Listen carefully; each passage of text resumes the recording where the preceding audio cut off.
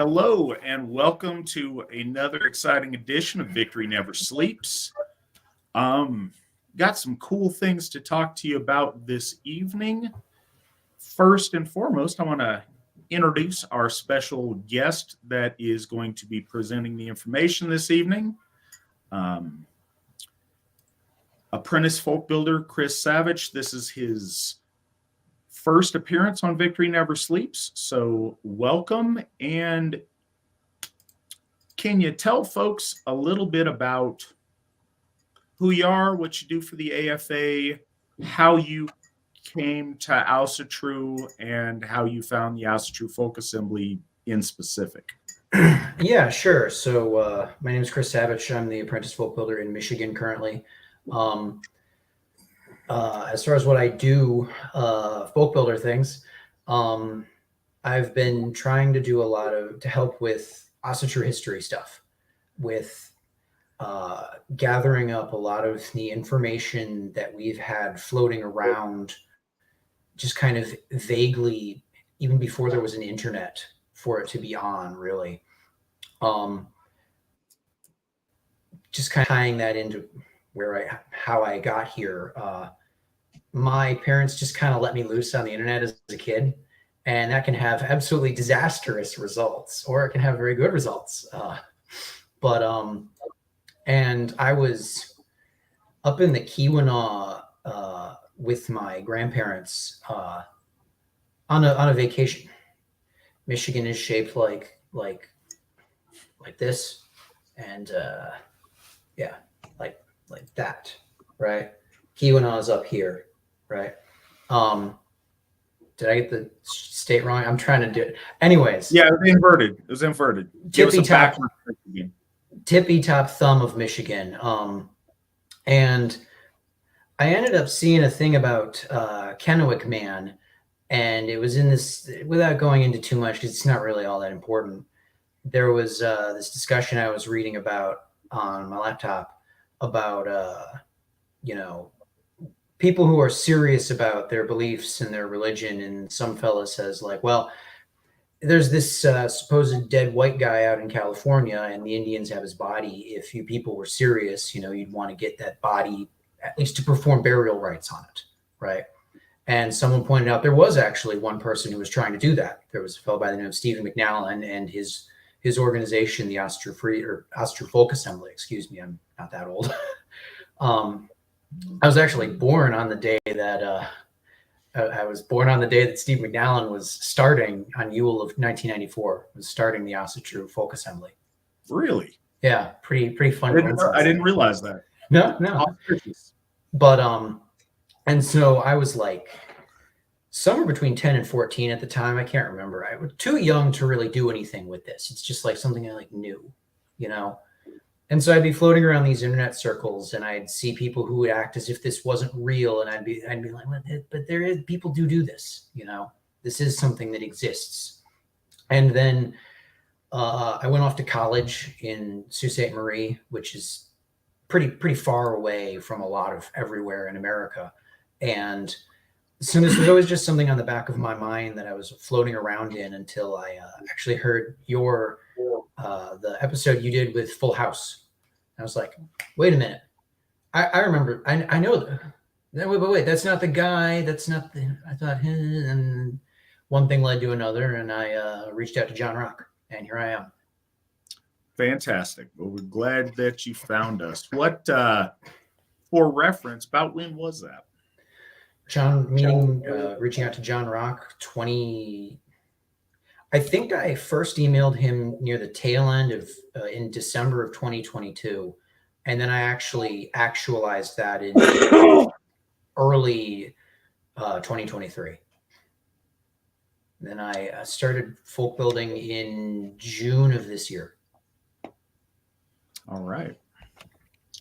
Well, so we will get to the meat and potatoes of the show, but I want to do a couple of top of the show announcements now that we have introduced our guest for tonight. A couple of housekeeping things. We are only a few days away from Feast of the Einherjar in South Dakota. If you have not already and you are able to, we would love to see you there. Go ahead and get registered. Nick's got the link there. Any of our folk builders can get you all set up. Again, not a lot of notice, but there is still time. If you are in driving distance and want to make it, we would love to see you there.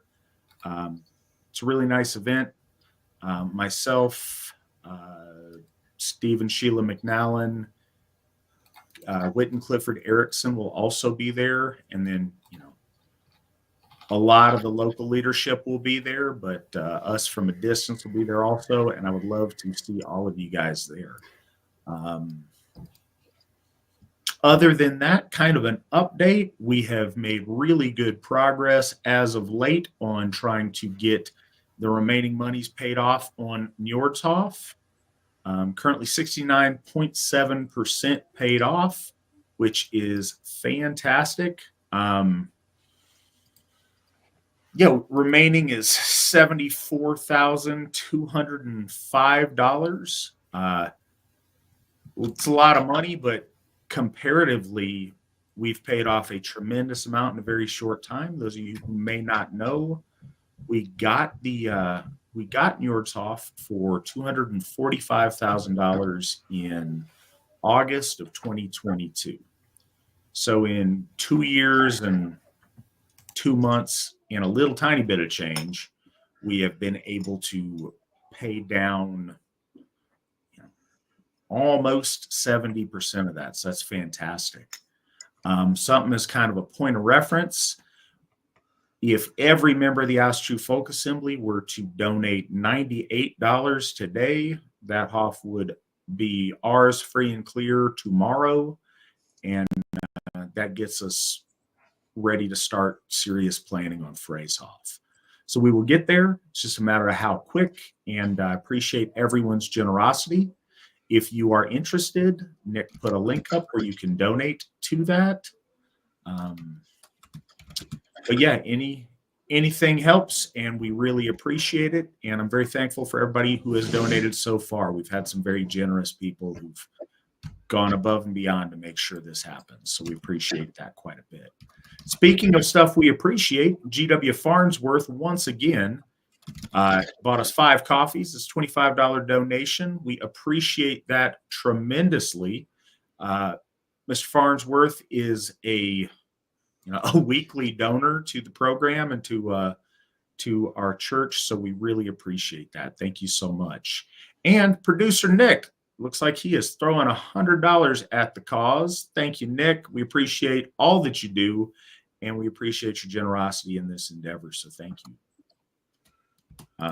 And I will forego my message that I normally send you. Please update the thermometers for the Hof to indicate your $100 donation. Thank you, Nick.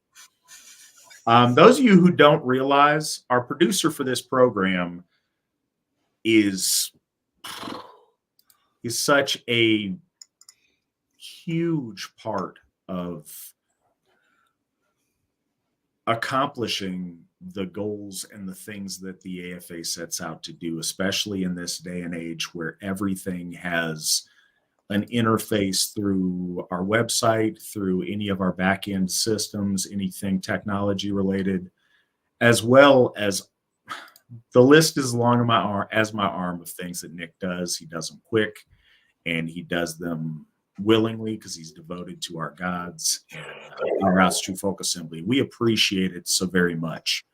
I don't think he gets as much shine as he deserves on it. So, yeah, we appreciate you, Nick. Thank you.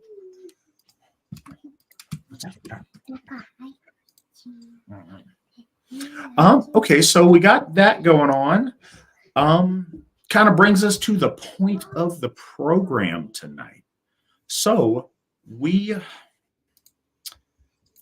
been thinking about this gentleman and elevating him to one of our heroes that we honor with a day of remembrance. We've been thinking about that for some time now, and trying to learn more about him, about his contributions to Asatru, about his life. And it's been very difficult because a lot of the source material is in in his native tongue of Icelandic, and it's hard for us to get a hold of or to access some of the materials we may have more available, were he in the Anglo-sphere. So that's been daunting. We've looked for a while. He first came up to our attention earlier this year, and I think it was before midsummer,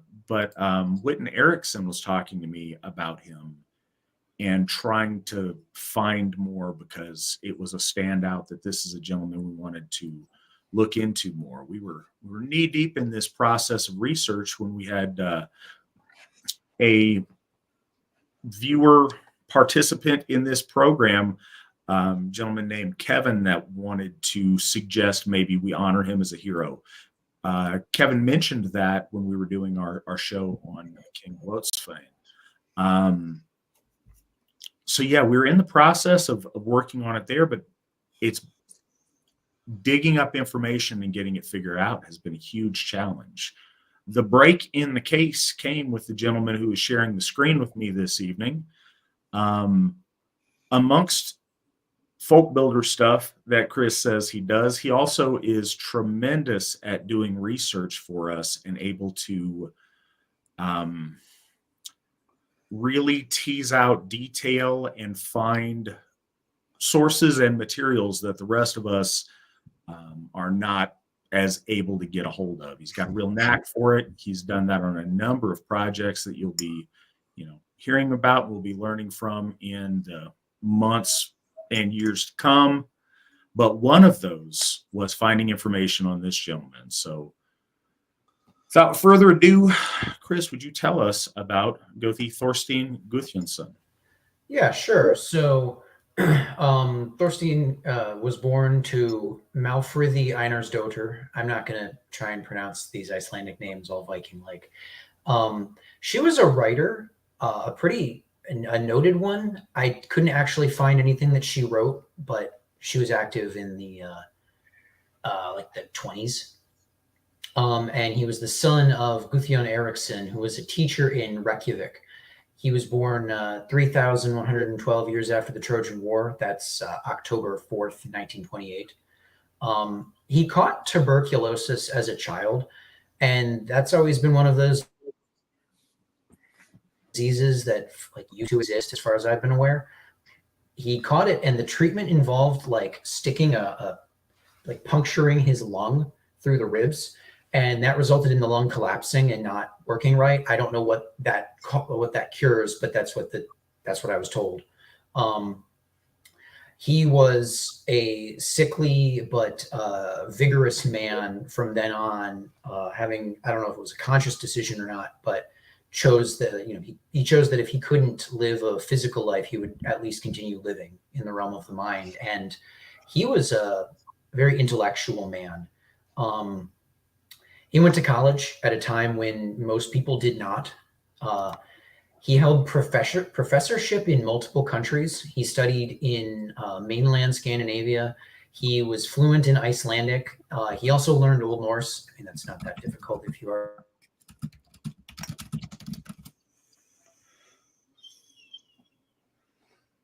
fluently, but whatever.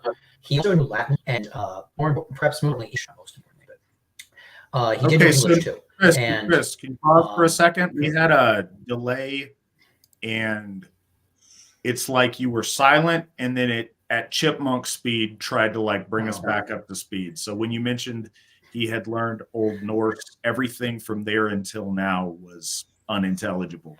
He knew Old Norse because he presumably studied it, but also knew Icelandic. And he at college learned Latin and English to a degree of fluency, because I'll go into that later, but he knew English. And it's kind of tragic that he's not better attested, given that he was a very early participant in the broader Anglo Asatru kind of discourse that was going on. He wrote articles for Vortru and stuff, but he was very much a Renaissance man. He was for a time the island's foremost expert on Giordano Bruno, for example, who was a very interesting, but frankly not at all related to Asatru figure from the Italian Renaissance. He also did appear to have an interest in Asatru lore at one point, like relatively early. But unrelated to that, he also fell under the sway of the theories of Helgi Péturs, who was a spiritualist in Iceland. Spiritualism was this movement in the mid to late 1800s and early 1900s that was all about contacting ghosts. Like the reason why ghosts are like, they look like they have a bed sheet on and they leave ectoplasm, but you can't touch them because they're incorporeal. That came about at this time. Up until then, ghosts were physical, like Draugr.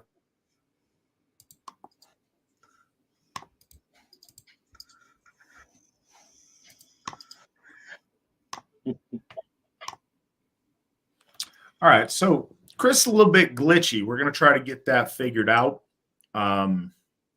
Appreciate your patience on it.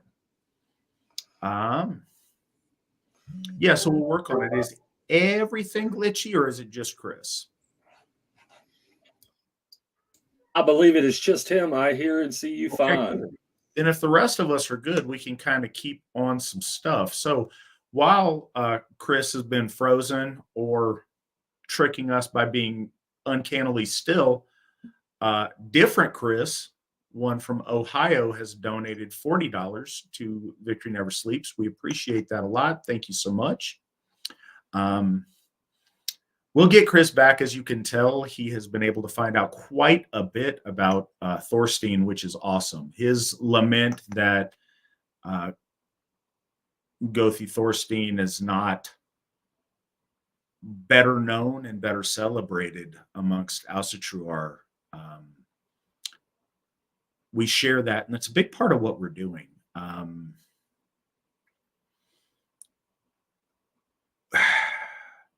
It's a challenge, and talking to a lot of the elders of modern Asatru, almost all of us who have come home to Asatru, we have a love of history, be it recent history, different eras of history, history in general. But we've done a really poor job of keeping track of our own history, and one of those things is just a matter of perspective. I think very often, especially at the beginning of something, it's easy to not see the time that you live in as being historic. We only recognize, the historicity of something with the virtue of hindsight. So it's been really important to me and to the rest of the leadership of the Asatru Folk Assembly to try to capture and save what history we have available to us of, the modern reforging of Asatru, and also to celebrate the heroes of our faith that have for too long gone unsung. As much as we want to shake it, we all are infected to one degree or another with, modernity and deviant. And I don't necessarily mean that in your typical sense, but in the sense that it deviates from tradition, our way of approaching things, like having pride, like celebrating people, like celebrating and honoring heroes. We don't do enough of that. And a lot of these people have gone above and beyond for the cause of our gods, have done substantial things because of their troth to the Aesir. And our gods and our ancestors recognize that, and they celebrate these people beyond the veil. These people achieve a level of ascension, and we want to acknowledge that, and we want to spread and build their fame here in Midgard in the hopes and the the reasonable belief that that fame carries over and is taken note of by those on the other side of the veil. So it's important to give these people their due, and that's what we're attempting to do. Now, we got Chris back here. Last thing I recall was your talk about him knowing English being you were talking about spiritualism, and you mentioned that ghosts prior to that time were conceived of as like zombies as opposed to as, ectoplasmic, wearing a sheet with a couple of holes in it kind of ghosts. The ectoplasm was, I guess you could say, invented as well, how do you know the ghost was there if you couldn't touch it? Well, look, it left the ectoplasm behind. And Helgi Peters had I apologize, there's like a storm or something going on outside, and I had to fiddle. Helgi Peters had I guess for spiritualism, innovative idea that the spirits of spiritualism were not ghosts living in the hereafter, but physical beings with telepathy living on other planets out in the cosmos. And Helgi Peters passed away before Thorstein could meet him, but his ideas were very influential. And Thorstein would go on to found an organization called the Felag Njálsina that would gather a number of important and influential people to it. The Felag is the same Felag as in Ásatrúarfélagið. It means like fellowship or something like that. Mm-hmm. Someone who knows more can correct me. Njálsina has something to do with Njal's saga. I couldn't find an actual explanation. It's just said. So he founded this organization, the Felag Njálsina, somewhere early 1960, possibly a little bit before that. And he met in that organization 3 men who would be very important for Asatru in Iceland, Svanbjörn Beinteins and Jormundur Ingi Hansen and Dagur Thorleifsson. All 4 of them were members of this organization that Thorstein had founded. And for about 10 years, they talked about the collective intellectual body of works for Helgi Peters is referred to as Njal for some reason. They talked about Njal and about Norse mythology and such.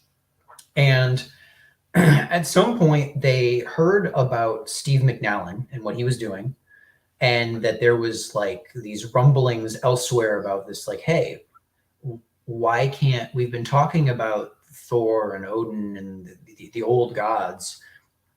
Why can't we actually do that? And on the first day of summer, which is an actual holiday in Iceland, 4/27/1972, they founded the Ásatrúarfélagið.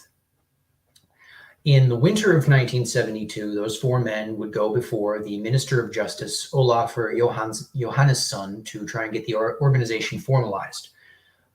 This is the event when the blackout happens, when the storm knocks out power across the entire island. And I believe the alter ego, he can tell this story a little better than I can, but what's his name? Sorry. Olafur didn't want to, he thought it was like a joke at first. He thought it was like that he was like being pranked, and he didn't want to do it. And then the power got taken out across the entire island, and he got told like, hey, you got to do this. Like, it's the entire island. Right. And so he put his rubber stamp on it, and there was actually a little bit of a legal quandary regarding, can this even be done? Because the way the religious freedom laws were worded, it implied monotheism. And the problem was that like the literal letter of the law implied, no, you can't be a polytheist in Iceland at this time. But everyone in the parliament knew when they wrote the law, they actually meant like, yeah, you can just do whatever. They didn't necessarily like that though.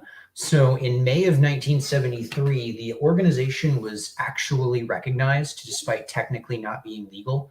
And then in 1975, they changed the law to, for one, allow for polytheistic religious organizations, but also to put a bit more bureaucratic red tape around just making a religion and getting it recognized by the state.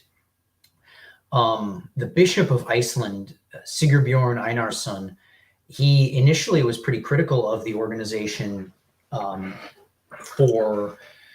he thought that polytheism was too close to Nazism. He was apparently a fiery souled right winger in his youth and cooled down later in age and became a good liberal.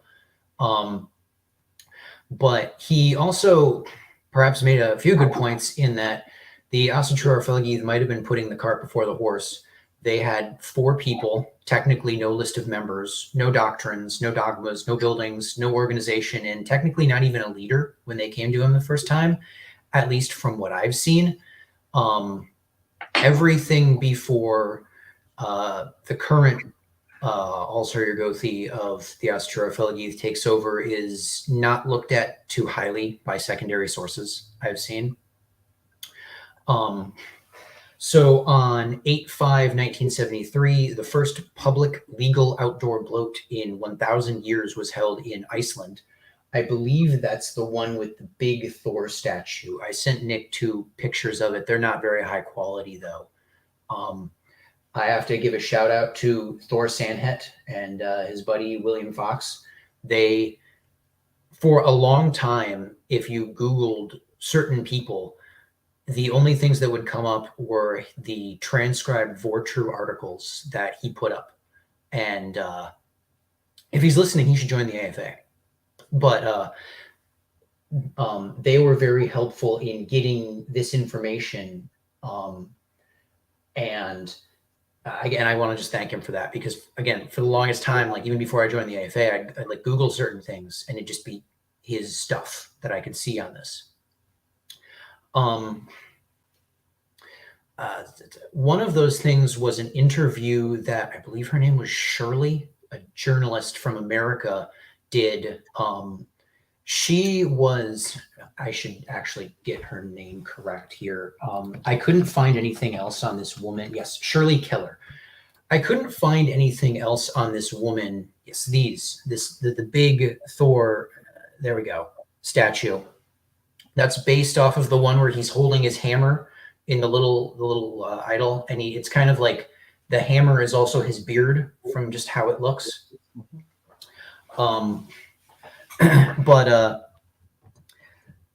Sorry, without going too far afield, Thorstein was the brains of the Ásatrúarfélagið, if you would say that Sveinbjörn was the heart.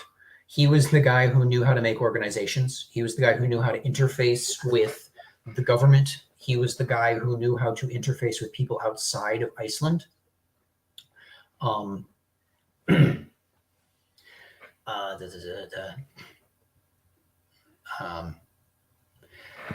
He was very important in starting the European kind of pan-polytheistic community, which is now characterized by like the European Congress of Ethnic Religions. He was very big on trying to get something like that started.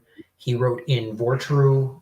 Vortru was the Asatru Alliance's, I mean, I guess it's proper to say that the Asatru Alliance was Vortru's religious body. It started as the magazine. And they kind of spun off into the Asatru Alliance, which is a whole separate thing. But they ran the publication Vortru for a very long time. And Valgard Maria would just like let you send in letters and stuff. So Thorstein was a contributor to that publication. And he also ran an English language publication called Hugin and Mugen, which I have never been able to find anything on. I know it exists, but I haven't been able to see any examples or digitizations or even paper copies. Not that I have scoured everywhere on the internet for that, but Thorstein was, as I said, a founder of organizations. He founded in 1982 an organization called Norrent Mankin, which literally translates to something like Northern Mankin. The Spanish translation is La Raza Nordica, which I think is a little more apt for what they believed. It was a right-wing political, I guess you could call it a political action committee or a political advocacy group in modern American terminology.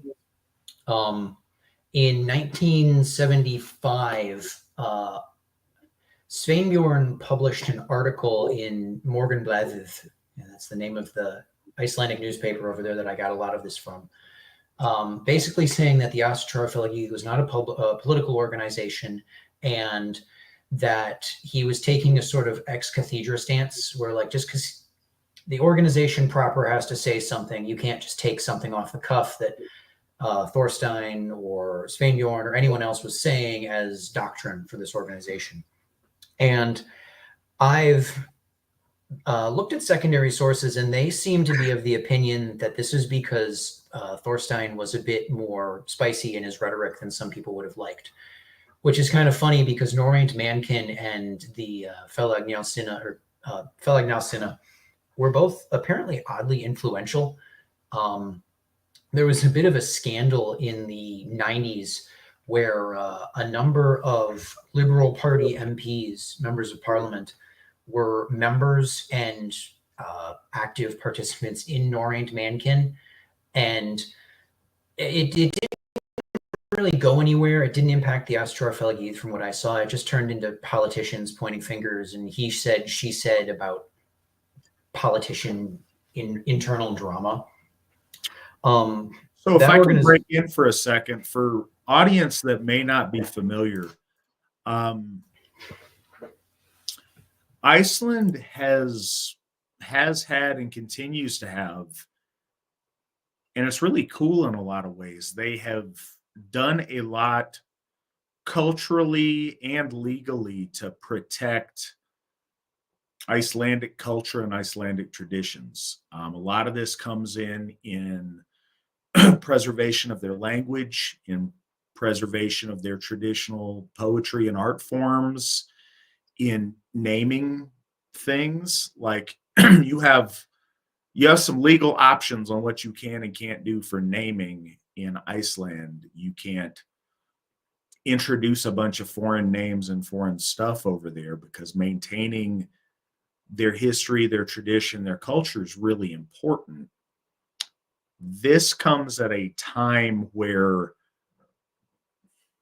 you have a big interest in preserving Icelandic culture, but it's becoming and when I say this is a time, I mean like the 80s and 90s when this controversy is occurring, is a time where you've got the dual interest of that, but also the growing leftist tendencies to not mention or talk about race. And that becomes compounded in Nordic countries that are completely homogenous. So it's very easy domestically for it to seem eccentric and like you're just being mean-spirited and harping on something because those aren't present concerns. Like, it goes without saying, you making a big point about race just sounds like you're being a jerk when you're in a country that has only Icelanders in it. It becomes different. You know, we see that in our day, and we see, you know, maybe he was ahead of his time in recognizing the reality of some demographic things. But it's really interesting, and it's worth noting, and I don't want to break the narrative too hard here, but I do want to mention the Ásatrúarfélagið as it is in 2024 is completely degenerate and abhorrent. But it wasn't always that way. And I don't think people realize the original fellowship of men that brought this into existence. Of course it's folkish. It only makes sense that it's folkish. That's common sense. A deviation from that is relatively recent. And within Iceland, in my understanding of that organization, the growth of quote unquote progressive ideas was part and parcel with a growth of atheism within the organization, because where it originally was just a few of these men that were genuinely devout in belief in our gods, and, you know, they were religious men. Once it got legally recognized in Europe, in Scandinavian countries in specific, a portion of your tax money goes to the church tax. So it goes to the government, and in a previous age when it was, one religion, it would all go towards that. In Iceland for a very long time, all of that church tax would go to support the Lutheran Church. And then slowly it would go to, you could specify it to go to your church if you had a different Christian denomination that was not under the umbrella of Lutheranism. This represented an opportunity to not give your money to Christianity and to give it to other. And a lot of people checked the other box without having sincere faith in the gods, but as a statement that they don't want their tax money to go to support Christianity. And that really introduced a massive numeric surge in membership, but a significant deviation from the simple but very sincere piety of a lot of the original founders. I just wanted to throw that out there for perspective while we continue with this. Go ahead. No, I apologize for rambling on just to kind of... Oh, no, you're doing exactly what we brought you here for. And you're providing so much richer amount of information than we could have hoped for. So no, this is fantastic. Please. So to kind of walk it back in a little bit, just for clarity here, there's about 350 legal Americans in the US. Let's not interrogate that term too much. You know what I mean? Or 350 million legal Americans in the US. Mm-hmm. For clarity, at the 2024 Icelandic census, there were 399,189 Icelanders. There are more people in my county that I live in than there are Icelanders, just for clarity. So when Norrænt Mankin put out a statement saying, I'm reading this in for Svan, "Það very skadi fyrir mannkynið ef Norrænar stöffeli the underlook," which is apparently translated as, it would be a detriment to humanity if the Nordic stock came to an end. Their two big things that they didn't want were legalization of abortion and the importation of the so-called Muslim races. We know what that means, even though it's technically not correct, blah, blah, blah, blah. So again, this is an organization, Norrænt Mankin, to be clear, not the Ásatrúarfélagið, that was founded as a sort of, I guess you can almost call it defensive measure. They saw something they didn't like and they didn't want that to happen. And it's important, I need to stress here that if you look at secondary literature, there is this attempt to make Thorstein sound as this kind of like crazy kook who leaves the Ásatrúarfélagið because Sveinbjörn tutted him, you're not allowed to be too right-wing. I have no evidence. I have evidence that he stayed with the organization. He did not leave because Sveinbjörn said, hey, don't, this is a religious organization. Don't get too spicy on the church's letterhead, right? Which I don't actually know the specific reason why Sveinbjörn put out the newspaper statement in 1975 for clarity. They were getting criticism, to my understanding, from different sources. People were concerned. And something interesting you made this statement earlier about Sveinbjörn being the heart and Thorstein being the brain of that operation. It's I mean, I guess if you guys get the reference, it's like, in a way, Sveinbjörn is the sun and Thorstein is the lightning. He had a very, Sveinbjörn, to my understanding and the best I've been able to understand, and I wish I knew him better and knew better of him. He was a very simple farmer and poet who loved his people, his tradition, and his gods. He was I guess primarily may not be the right word. He was focused more than others on Asatru, and he was a simple man that wanted to see this happen. And it's easy to see, like, they didn't really have their stuff, they didn't have their ducks in a row as it were, when they went to the parliament and the folks to get the stamp on approval of their religious classification.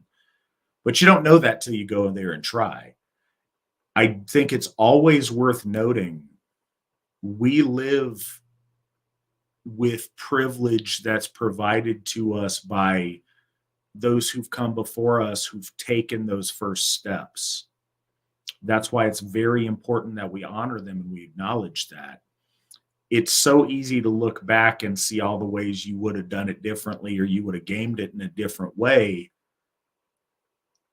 But up until then, nobody did. I'm sure a lot of people had the idea, but nobody had the follow through until that first guy steps up and makes that attempt, which these gentlemen did. And that's extremely important. So in doing this, Sveinbjörn is the first Ásgeir Gothi. He doesn't, in their organization, he doesn't know what to do or how to manage this stuff, or how to all of a sudden he's getting newspaper criticism for whatever. He's just out there trying to, raise goats or whatever and make some poetry, and all of a sudden people are making noise. So feeling the need to like, hey, we're not trying to do some big political thing here. We're just trying to worship the gods. So Thorstein can have whatever ideas he wants to have. That doesn't mean that we require you to have that in the Ásatrúarfélagið. And I think there's a very genuine, and without any of the negative connotation, but a naivety to Sveinbjörn in his involvement with it, because he didn't seek out attention. He didn't seek out grandeur. He just wanted a place for the Aesir in his country of Iceland, and for those who wanted to worship them to come home to Asatru. And Thorstein did what he could to shape and to develop that vision in a secure way. So please continue, Chris. So just to say, sometimes people will describe Sveinbjörn's religiosity as like nature worship, and I think they're anachronistically applying snippets of things that Jormundur Ingi said. We'll get into him later, but regarding the gods as natural forces in a certain sense. And I think for Sveinbjörn, a lot of that was a very genuine love of Iceland and its culture. Like, you can go on YouTube and find him singing Eddic poetry of his own composition, or just stuff that whichever hand literally wrote down the Poetic Edda scribed down, and he's just singing it. His song has been sampled by numerous musicians, including Vard Vikernes, humorously enough. His religiosity is almost, I would describe it as like a kind of folk ancestor worship, in my opinion. Like, not like Chinese style, here's my complex genealogy, but like a love of Iceland and all of the people in it and its gods, who the people of Iceland are descended from, and all of that. And it wasn't very intellectual, right? Mm-hmm. So as I was saying, a journalist by the name of Shirley came from America and actually stayed with Thorstein's family on 2 separate occasions for a few days. And Shirley was American, so she was monolingual. Thorstein knew English, and Sveinbjörn only knew Icelandic, as far as I'm aware. And so Sveinbjörn would be asked questions through Thorstein, and a few of them were sent by Thor Sandhet. And Mr. Sandhet was an American, and he was keyed into the discourse in America. And here we have been subjected to like weapons grade theological assault in a way that they really weren't.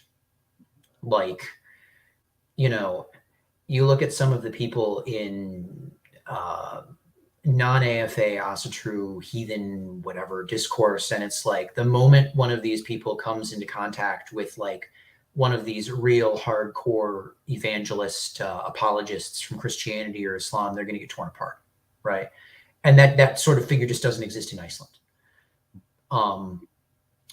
And so just to describe these two men here, at one point, Shirley asks via proxy, I can't remember if it's from Thor Sandhead or someone else, Sveinbjorn, the seemingly perennial question of, do you think that Tyr used to be the original Skyfather, right? Because his name, blah, blah, blah. We don't need to get into this, and, who should be in charge, Odin or Tyr? And Sveinbjorn says, well, I think Icelanders should worship Thor the most because we have a special relationship with Thor. And just looking at the written words of Thorstein translating Sveinbjorn's speech, it feels to me he didn't even know what was really being asked. Like, he just didn't get that this is about, like, in your opinion, if you reconstruct the name Tyr going back to Tivaz and Deus Pater, and he just did not, he didn't. If anybody has watched more than 1 or 2 episodes of this show, this illustrates the point that I try to make a lot very well. Religion isn't like scholastic nerding out. It's a sincere faith between a parishioner and their gods, and it can certainly be more than that, and it can certainly be expressed very intellectually and very eloquently, but it doesn't have to be. The root of it, the value of it, the beauty of it starts from something that's very simple and doesn't need to be more than that. There's no requirement. I don't think if you went to any of the ancient Gothar and asked them about, Odin or Tyr being the Sky Father and whatever, and they would be baffled at your question and what you're doing. They'd be like, we are worshiping Odin. Get in the circle. We're doing bloat. Like, what do you stop? Because it's just noise. And that's kind of a thing that we see a lot that's also interesting during this period, but, continuing well into the 90s. And I think people do it today as well. You just don't have the same organized groups of them doing it. There was a fetishism in the United States for Icelandic things because that's kind of the land of the sagas. And because early Asatru development in the United States is kind of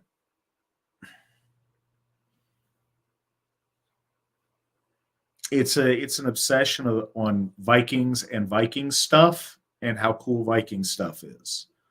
So there was some kind of an illusion that if you go look for your answers in these, old bearded men in Iceland, they're going to be able to elucidate these mysteries for you. When in fact, only by a matter of months, but Asatru was established here in the United States in a modern sense before it was in Iceland. 4 years. Steve McNallen, Founder McNallen's oath is in 1968. The Ásatrúarfélagið is formally established in 1972. So spiritually, in 4 years, legally, like, what was it, 6 months or so? Because I believe it was in the winter of like the early part of the year in 72 that we got that the Free Assembly or the Viking Brotherhood, I believe, got the tax exemption. Yes. So yeah, and that's not to discount anything, but Americans would go there and they would ask these completely American questions, and it was often very confusing, and they would I don't think it's always dishonest. I think sometimes it was, but I think we see this in a number of different instances, and we see it into the 90s with Jormundur Ingi Hansen. He actually came to the United States, and everybody wanted to get them to say yes to whatever their ideology was. So you could put it to this guy who's confused, that doesn't speak English good, that doesn't have any context, ask him super leading questions, get him to say yes on something like, aha, see, he agrees. The Icelanders agree with me. I'm doing it right. And I'm not even exaggerating. But yeah, just keep that in mind. So we're having context as we follow through the story. And I keep derailing you, Chris. I don't mean to. It's totally fine. I'm gonna ramble endlessly of you. Okay, so Sveinbjorn and Thorstein were aware of things going on in America, presumably through Thorstein's curiosity and knowledge of English. They knew who Stephen McNallen was, but they hadn't read anything by him and lamented not knowing him better. They knew Freya Aswin, excuse me. In the Vortrue article that Thor Sandhet is transcribing on amfirstbooks.com, no relation to America First's usage today, it starts out as initially Shirley is just asking questions to Sveinbjorn through Thorstein, but then eventually Thorstein starts I use the word editorializing in the paper that I wrote, but I think more so just answering is better. And it demonstrates a difference between the two men. Sveinbjorn was very genuine, very down to earth, folksy. He's described as a sheep farmer by people and like period things, I think because they can't really come up with anything else zany to describe him by, you know? But Thorstein was a bit more of an academic type. So like he knew about runes. He knew the basics of them. They're these little symbols and they have like a kind of deeper meaning, and there's a sigil and you can do divination with them. I don't believe that Sveinbjorn didn't know about such a thing, but he doesn't strike me as the kind of person who'd be like poring over these tomes to figure out like what's the true meaning of Fahu. You know what I mean?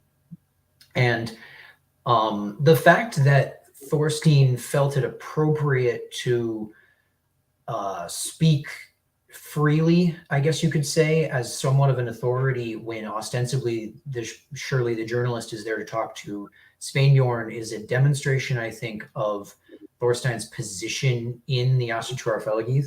So by law in Iceland, by law here in the US, you know, you file for 501c3 and then you just have to do certain things and not do certain things. And it's like, all right, you have there's the Allsherjargothi and it's monarchy mat and it's like this top-down authority and the like. Or you can be like Pastor Bob and what do you guys want to talk about? What do you want the sermon to be about? Or you can have all these esoteric political, ecclesiastical polities is the proper word for like, how do you run a church?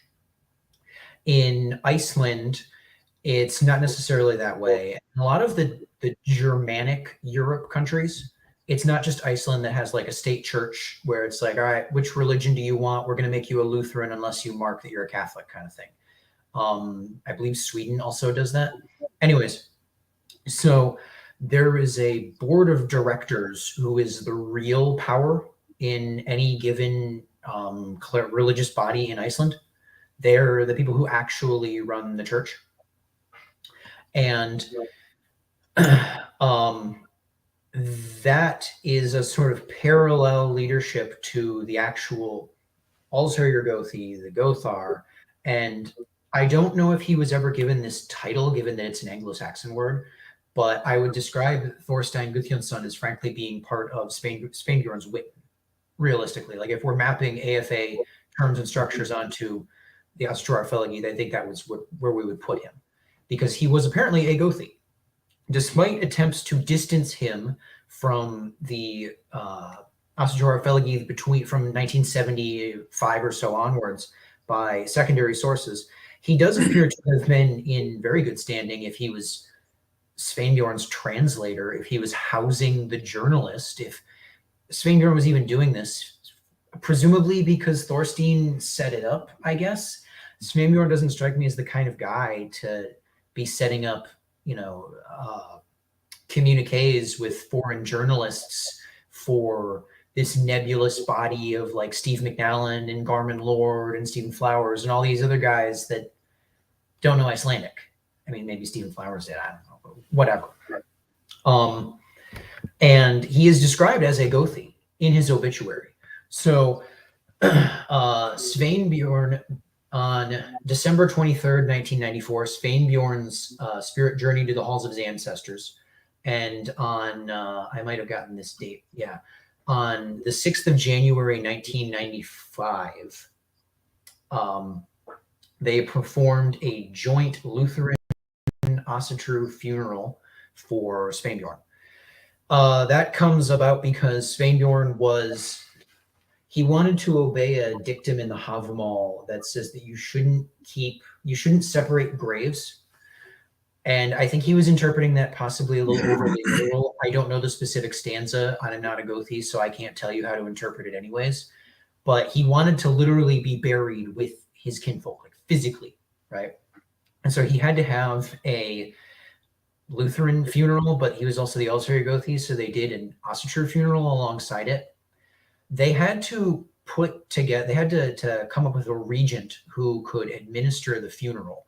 And I'm not entirely sure why. One thing might have been hierarchy. It's improper for a mere Gothi to officiate the funeral of an Elsevier Gothi, but that doesn't seem their style at the time. I remember reading somewhere that it was a big deal when they got their second slot for officiants. Apparently in Iceland, you are given a number of slots that you can fill by the government.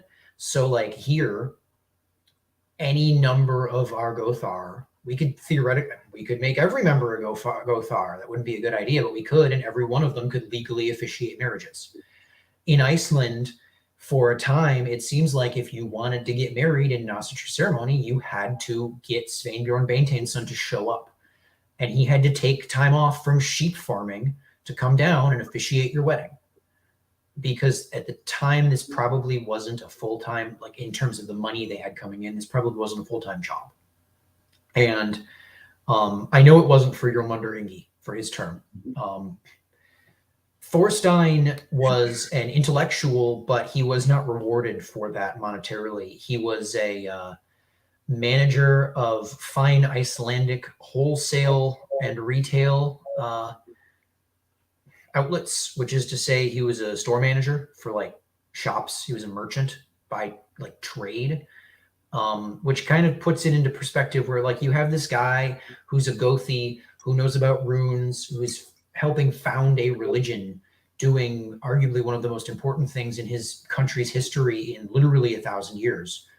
But he has to sell like sweaters to make ends meet. So they had a big deal when they got like a second officiant, and they were also being run by this board effectively.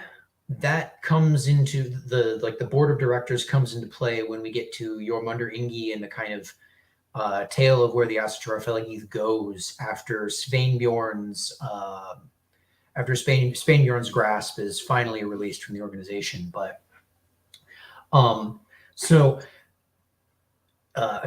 Thorstein's grasp is kind of released from the organization. So Sveinbjorn had his joint Lutheran Asatru funeral and was presided over by some kind of regent.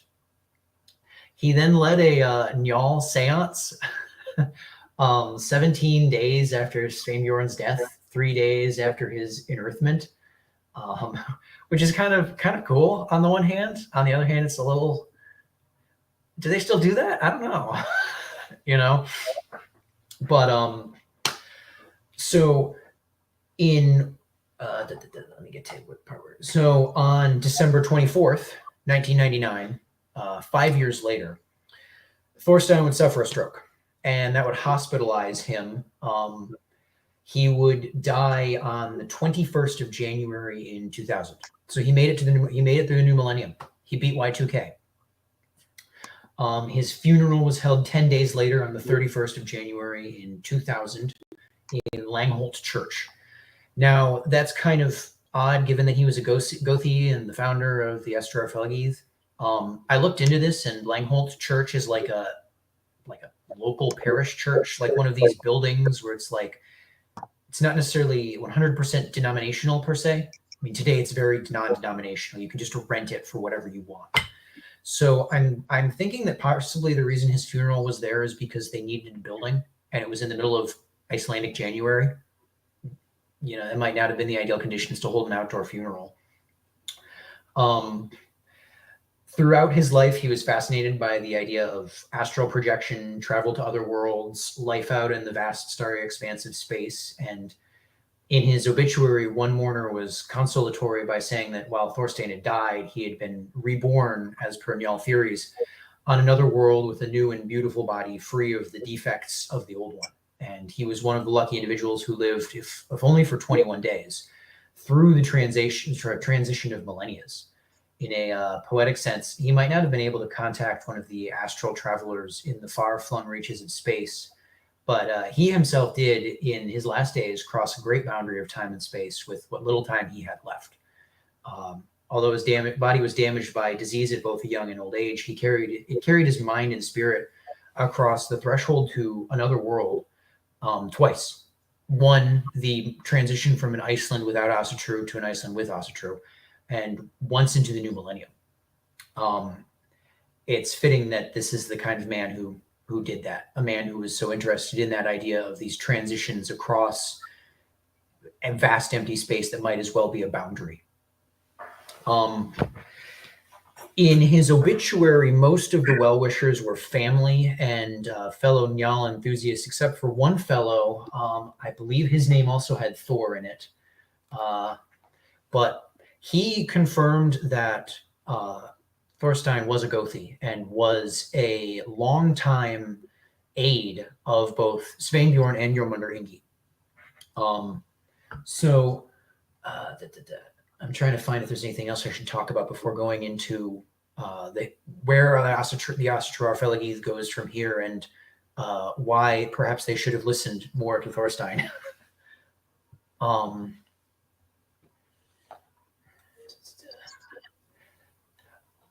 We do have some people who are trying to find out about his current resting place, do we not, sir? So we know the location. We're trying to get boots on the ground to go take pictures and kind of physically establish contact with it for what it's worth. Once you get over the initial hurdle, because there's so few Icelanders, some things are made easier because it's not like you got to sort through millions of people. You've got to sort through hundreds of thousands. The other thing that's tricky is with their patronymic naming system. You get a relatively small amount of names shared by lots and lots and lots of people. So whereas, I don't know, it seems like in some of my looking, if you're trying to find, depends on how obscure the name is, but because of how they do, and because they only have a certain amount of legally recognized names, and everyone is somebody's son or somebody's daughter, it means those combinations are relatively limited. So there is a whole lot of Thorstein Guðjónssons. Fun story. When I was looking him up, I was initially told, like, hey, look into this fella, Thorstein Guðjónsson. And I'm like, all right. And I just Google him. And the first guy that comes up is actually some dude that died in the 80s on Mount Everest. Yep. And I'm like, is this him? I don't, because it's not like there's pictures, Well, so that's what makes it confusing. My understanding, looking stuff up, and again, Svan's talking about it over in the chat, but if we can mobilize some boots on the ground, it would be nice to see that and get a picture and kind of touch base with that literally. I know that he also has, as far as I know, they're living. He had 3 children, I believe, one of which preceded him in death, but 2 of which, to my knowledge, are still living. I don't have any idea about grandchildren he might, have, or, at this time, great-grandchildren. But it'd be interesting to make some sort of connection there at some point. So the fella who wrote the obituary that I was referencing was Sigurður Þórðarson, and there was an issue in the printing of the Morgunblaðið where they basically chopped his obituary in half and published it a week early and published the rest on the second anyways. So Sigurður confirms a few things for us. He says he was apparently some kind of Ásatrúarfélagið insider. I wasn't able to find much on him. Maybe he wasn't too big in it. I don't know. But he tells us that Thorstein was a big aid to both Sveinbjörn Beintinsson, who, for clarity, led the Ásatrúarfélagið from 1972 to 1993, and for his successor, Jormundur Ingi Hansen, whose Allsherjar Gothic term was 1994 to 2002. I believe Jormundur Ingi Hansen passed away in like 2017. Don't quote me on that, but he lived for a number of years after no longer being installed, I guess you could call it. So, as a deviation here for a second, that's kind of a point of interest. I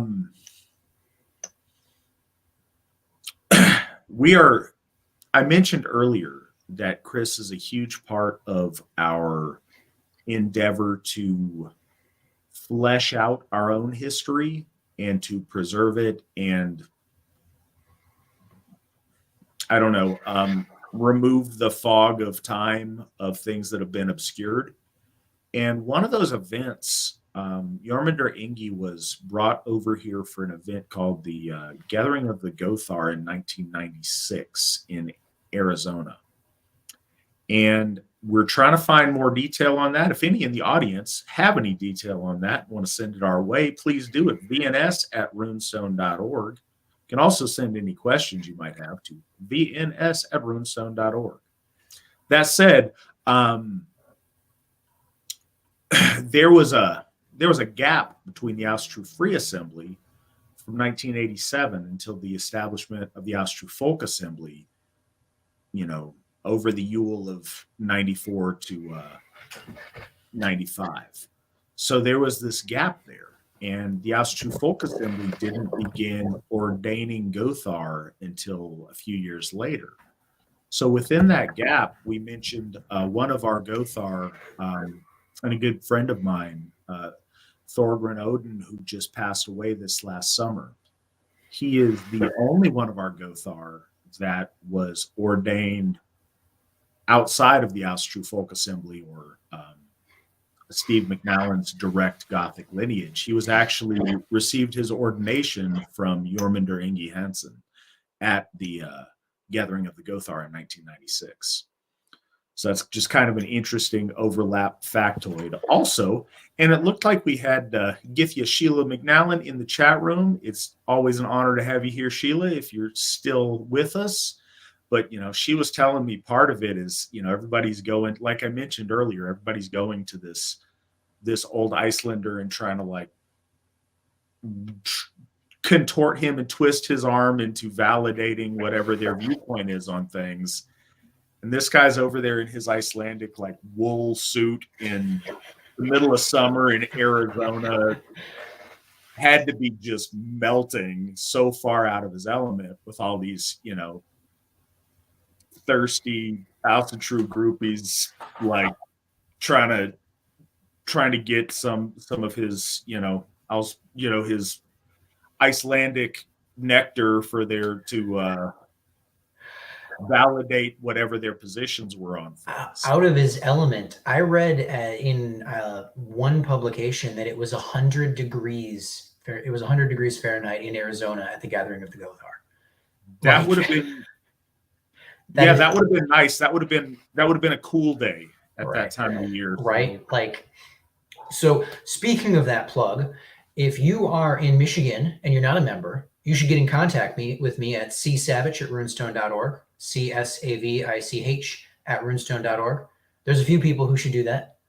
But I'm going to send out an AFA-wide email one of these days. If you have copies of Iduna or Vortru or any of these magazines that aren't actual books that aren't actual books, if you have any of those, please get in contact with me so we can get those recorded. You would be surprised how hard it is to find Vortru number 59 in the runic year 2246. Fortru did this thing called the runic year, where when they started, the oldest runic inscription was found in 250 BC, so that they would count years by runic era, which is AD plus 250. That's about Fortune 1996. and Chris enjoy having obscure and eccentric dating methods. Yeah, Chris, when he answers any of the inquiries I have, always dates things to the fall of Troy. it's the. I find it amusing, but he also translates for me, so I don't have to do the math. As long as those are in the brackets, I appreciate it.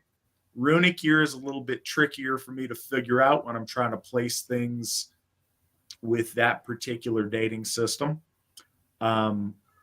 But yeah, we're cataloging those things. And I think that we'd be remiss. We've tried for a really long time to get copies of the very earliest runestones. And through Brandy's persistent harassment of sources, those amazingly, because I didn't know that it could be accomplished. If Sheila's on there, she may have some insight. If she is sitting next to our founder, he might also have some insight. But I have no idea how many copies ever existed of those, first couple of years worth of runestones. At least one of whenever number one is through somewhere in 1980, because I got them in our digital hands. So yeah, so someone was able to come up with them, and according to the best of my understanding, we have like the first, I think, 5 digitally preserved, and we're working on the rest. We've got quite a bit. If you are interested in these things as they become preserved and we keep them, we have them in our library at runestone.org. We have quite a few of the latter ones from the folk assembly days. We have a lot of them from the 80s and the early 90s. There was a gap from, I think, 87 to like 92. But we have a lot. We have one through whatever the first one on the list is currently. I got those. They're in our internal teams. I got them. Okay. So we're working on getting all that stuff uploaded to our library that we maintain at runestone.org.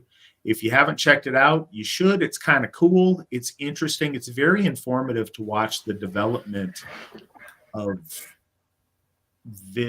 our faith over time. And it's fascinating. This stuff is things that I really wanted access to when I first came home to Asatru, and it's hard to find it. It's hard to find it digitally. A lot of our elders are, unfortunately passing beyond the veil over time. And when folks go, their stories and some of our history goes with them. And we want to make sure that's preserved so we can celebrate the people that have got us here. Yes. And Chris, a big part of it. Thank you, sir. Yes, Lucat, it does technically.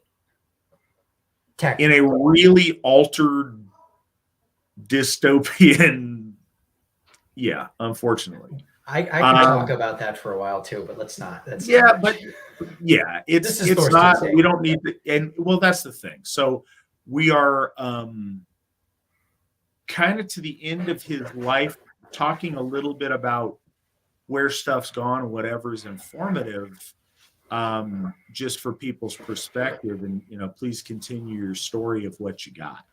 But while I'm still plugging here, if you have Vortru 59 or 60, those would be helpful. I think those two have the Gathering of the Gothar. Some of this stuff just doesn't appear on the internet. Like I was talking, I had to get something that took place at East Coast Thing 2010. Ugh. I had to ask Law Speaker Turnage, because it's like, what happens if you Google that event? You get some dude's live journal article saying, yeah, I was there. It was awesome. That's it. That's it. That's probably not going to be here in a decade.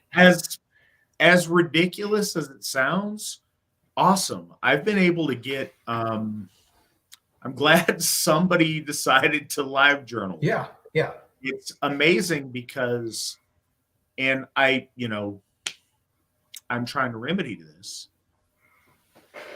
It's really easy to realize what you wish you had after it's gone. And so we're trying our best to correct what we can, to document what we can. But, you know, a lot of folks, some through just not caring enough or being negligent or being whatever, didn't record things. But others, what I found a lot, some of our leaders, no, they were too busy doing to stop and write it down and document it. And I can't fault them for that, certainly. But I want to know the lessons of the past. I want to know their stories. I want to sing their songs. I want to extol their fame for those that are worthy of it. That's such a huge part of our faith, and it's very important. So yeah, anybody out there that has stuff to contribute, please do. We would love to benefit from, you know, the bits and pieces that maybe you've collected or know about. And yeah, we're always very, very interested in hearing that. And we would love everyone out there. This is another time, since we're plugging stuff, if you are listening to this or if you're watching this, either now or in the future, which is now to you, I would encourage you, if you are, you know, a heterosexual white person that either has a sincere faith in the ICER or sincerely wants to, you should join the Asatru Folk Assembly at runestone.org.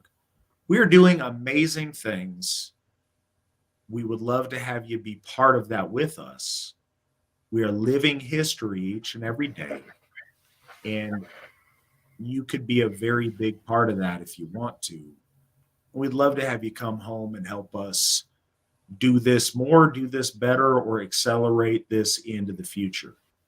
We want all our folk to come home to our rightful relationship with our gods, and we would encourage you to do so. But also know this, you're welcome to consume this show no matter who you are. If you like it, we appreciate you. If you don't like it, but you still come here and pay attention, I don't know why, but I appreciate you being here. And anybody who's got questions is always welcome to ask, as long as they're phrased, I wouldn't even say respectfully, as long as they're not phrased disrespectfully. I'm very happy to give you an answer to the best of my ability. And we encourage everybody to come check it out, because one of the things is word of mouth is so huge for the success of this show and for bringing people home to Asatru. Our biggest hurdle, and I tell our leadership this all the time, and I don't really mean hurdle, I guess, our biggest kind of threshold issue right now is so many people don't know we exist and would be here if they did. So spread the word. You know, if you're interested, great, please join. Maybe you're not, but maybe you've got a family member who is. Maybe you've got a friend who is. We all have so many circles in our lives that intersect with other things. If you think this show's interesting or entertaining or any of the above and you're here, let somebody know. We'd love to have more people participate and get involved with what we're doing. But we appreciate you guys being here. We appreciate our regulars. We appreciate our newcomers. And appreciate you sticking through our interlude. Now let's get back to the narrative and take us home, Chris. So real quick, just to comment on something that Mr. Lucat said in the chat here regarding Rod Navari. In continuing with the spirit of Thorstein's work, as I said, he was one of the founders of the Ásatrúarfélagið was one of the founding institutions of the European Congress of Ethnic Religions, which used to be like the World Congress of Ethnic Religions or something, but then they changed it. I don't know. Which was created as a sort of non-Anglo international ethno-pagan conference. Not like they're sharing theology, but like, you know, banding together apart to work together for common goals in the face of an opponent that doesn't like what we're doing. And I really like that. And it's always been very difficult to kind of gather this information up and not just, in some instances, literally translate it. Like, you can occasionally find a Rusky who knows English and he'll be talking about what they do over there. But like, sir, do you know what the term for Estonian polytheism is?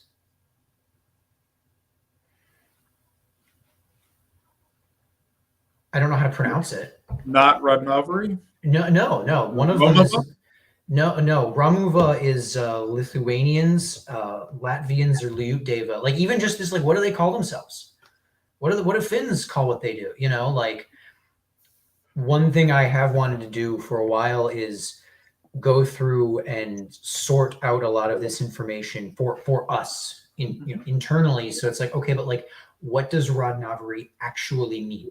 What are the sects? What are the denominations? Because it's a lot more complicated than Asatru, like the modern stuff, you know. But that would be continuing Thorstein's project. And that is something that seemed to occupy him, because he was writing in Vortru, and he was writing this publication, Hugin and Mugen, in English from Iceland, which I can't actually find evidence of existing other than like in the back of Vortru's like other publications that you might be interested in listings. Well, good thing is we got Chris on the case now, so I'm sure we will get a lot closer. You know, Chris talks like he's been actively trying to dig this information up for some great amount of time. Anybody who was here at the beginning of the program, Chris is like a year in. There's a lot of stones that he is able to turn that he hasn't had the time to turn yet. I engaged a little bit of inside baseball. I kind of engaged Chris on some side projects over the past couple of months, but just added him to our history team and stuff like, I don't know, what, a week ago, 2 weeks ago. And he's been killing it. We recently got, a spreadsheet to record all the dates of various really important things within the AFA. And he's, going back decades, fleshing things out, getting dates, contacting folks, doing things. So really, really beautiful things are going to happen with our history endeavors. And this gentleman is a huge part of it. And we're very, very appreciative. One thing that I wish I could get is what it actually meant to be a Gothi in Thorstein's day in the Ásatrúarfélagið. That term probably maps closely enough to our usage of it now to use it, but that doesn't necessarily mean that it's a one-to-one mapping. Sigurður Þórðarson tells us that Thorstein was a Gothi. He uses that term, right? And he also says that he being Thorstein, would act as a deputy in the absence of, he says in the absence of Thorstein. That's got to be a typo. He's got to be referring to someone else, or Google didn't translate this construction correctly. It thought active voice was passive voice or something like, or vice versa. But it's very telling then that if he's a deputy, he's translating this foreign journalist for Sveinbjorn. Sveinbjorn is doing this for Thorstein. As I'll cover in a minute here, I do think in a certain sense that Thorstein probably was the second, at least intellectually, in Sveinbjorn and Jormunder's day. And Sigurður tells us that he was not only he was a theological resource for Sveinbjorn and Jormunder. So he was those two men were seeking his wisdom on these topics. Interestingly, a number of the Njal guys who were writing obituaries for Thorstein also commented that he was super knowledgeable about Icelandic lore, Norse mythology, Asatru, like all of these stuffs, right? And it's kind of noteworthy that, like, I remember that guy. He was great at the seance. He wouldn't stop talking about Thor. Like, that's very telling if you're going to put it in the obituary where you only have like a few paragraphs. Especially if your relationship with him wasn't necessarily because of the Asatru stuff, but was like for the Njal stuff, for seances and spiritualism and talking to aliens, right? So Thorstein's health probably wasn't in too good of a state going up to his stroke, but he did survive into Jormundur Ingi Hansen's term. So, so Svangur was in charge from 1972 to 1993. He passed in the end of 1993. Jormundur took over from 1994 to 2002. Thorstein died in 2000, so he was with Jormundur for a good 6 years, acting as his advisor, presumably until he literally was hospitalized, right? I would imagine so. This doesn't strike me as a man to stop doing this sort of work. It's hard reading up on it. I don't know if he was like at his right hand advising him, or if he was more like somebody that Goði Hansen would like seek out for his thoughts on stuff. So I'm unclear on that in my understanding of it. But he was certainly sought for counsel by both of the first two Gothar of that organization. It's also not clear how like physically congruous these people were. Iceland is smaller than most U.S. states, but so I don't necessarily know how easy it would have been for him to have been, like walk 2 blocks through the snow, knock on old Thorstein's door. Hey man, tell me about the runes, But even then, correspondence by letters would have been ubiquitous at this time. Like everyone was writing letters back then, presumably delivered by some kind of Icelandic goat or something. I mean, by the time we're talking about the 70s, 80s, and 90s, they also just pick up a phone and call them. Right. Yeah. No, stop. I want a goat to deliver these letters to the farmsteads. That's a much cooler image. So in 1998, the World Pagan Congress, I almost said World Pagan Conquest, wouldn't that be nice? Was formed. The Ásatrúarfélagið was one of the founding organizations. It's now the European Congress of Ethnic Religions. That was during Jormundur Ingi Hansen's term. And I haven't done like a full in-depth lookup into Jormundur to the degree that I looked into Thorstein, but we're kind of going through the after effects of Thorstein that proceed after his death now. Again, he died in 2000. This Congress was in 1998. So that was in Jormundur Ingi Hansen's term, but it's clearly one of these like Thorsteinian projects that he wanted to get going. He wouldn't have been doing an English language Asatru journal and writing Devortru if he didn't. Jormundur's term was when the Ásatrúarfélagið began to solidify as an organization in a lot of ways. Like, remember, we're starting out with like 4 dudes, and they haven't even written down which one of them is the leader. I have some numbers of their membership right here. This is not an exhaustive list or anything. 1985, 74 members. 1992, 119. 1994, 172. 2002, 628. 2022, 5,770. Now, again, this is people who have, gone to the Icelandic equivalent of the Secretary of State and said, take me off the Lutheran list and put me on the Asatru list. I don't know if you get a choice at birth to put your children in one or the other. I do know that a lot of people in Iceland just do not care. And I do know that's partially why the State Lutheran Church continues to exist, because they just get money from people who are like, yeah, I was born, don't care enough to change, right? So I want to add this note on that. You may ask yourself, why the exponential jump from 2002? Or what are the implications of the exponential jump from 2002 to 2024? I wish that it was because all of these people's hearts were turned to the Aesir and they wanted to come home to their native faith. And I think there may be some of that. Again, I think that it's very easy to have a anti-traditional mindset on some demographic and political issues when those issues are very, very far from you and not really relevant to your day-to-day.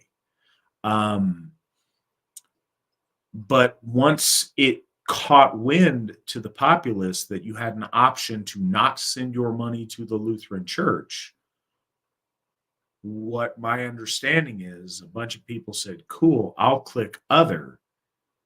And with other, we can get things done that are not traditional that the Lutherans wouldn't approve of. So if you wanted to have gay marriages, well, now you can go to the Ásatrúarfélagið and they'll do your gay marriage for you. They will do, fun Viking themed celebrations of whatever lunacy you're into. And it's fun, and you cannot send your money to Christian churches. So there's a big appeal for clicking the not Christian box. And we saw that here in kind of an inverse. We saw a very big, in the early development of Asatru, we saw a lot of people define their Asatru practice as how not Christian they are. And over time, we've come to a place where, no, we're defining Asatru as Asatru. Its relationship to Christianity or not isn't part of that identity. It may factor into what led you here, but that's not what we're doing. We are doing Asatru, irregardless of other things that are unrelated. Iceland's not at that stage. So part of what we see that's a big transition from the Allsherjargaðorð of Sveinbjörn and Jormundur Ingi is Hilmar is, and again, I'm trusting translations because he didn't, as far as I know, he did not say this in English, in the King's English, but he said basically that they're atheists and that he's an atheist. The gods are like concepts or archetypes or insert other word than gods. And so it's this loose Icelandic identity with fun Viking themes and rotten shark, as opposed to what started out as a very spiritual rebirth of the faith amongst our folk. And so it's really important to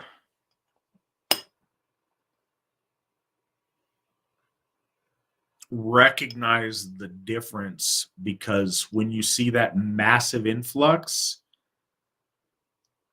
that changes when you have, 600 people, and then you have 5,000 people. You got 600 religious people and 4,000 plus, this looks fun, let's do some Viking stuff.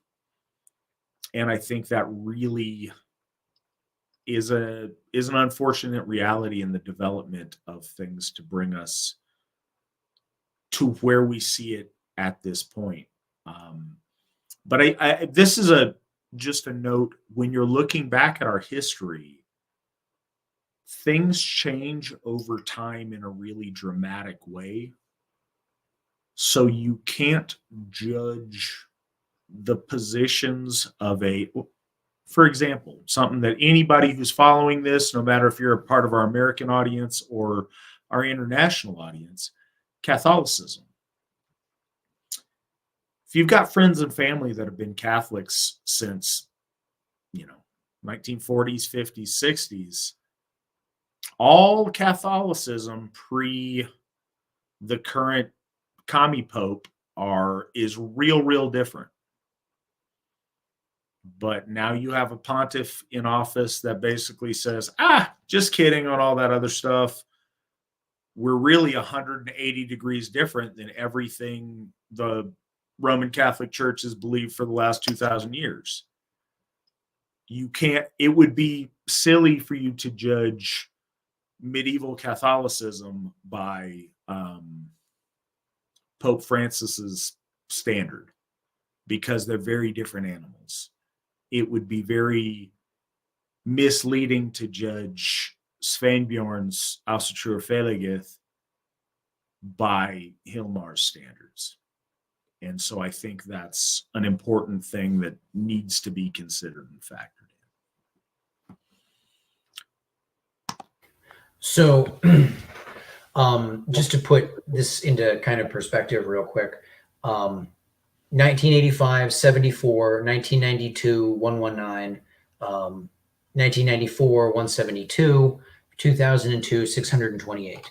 So almost immediately upon installment, Jormundur came into conflict with the board. The board of trustees that was supposed to like run the institution as a corporate body, but they don't technically have theological authority. So for the first period of its existence, the Ásatrúarfélagið was incredibly centralized. Like everything was done by Sveinbjörn. He was the cashier. He was the marriage guy. He was the funeral guy. Speaking of marriages, there's a fun story. So Sveinbjörn tells the story to Shirley in Thorstein's article. So apparently this happened during Sveinbjörn's tenure. He was like jumped by this drunk couple who had heard that Asatru was like a thing now. You could do this. And they're like, oh, that sounds fun. Let's get married.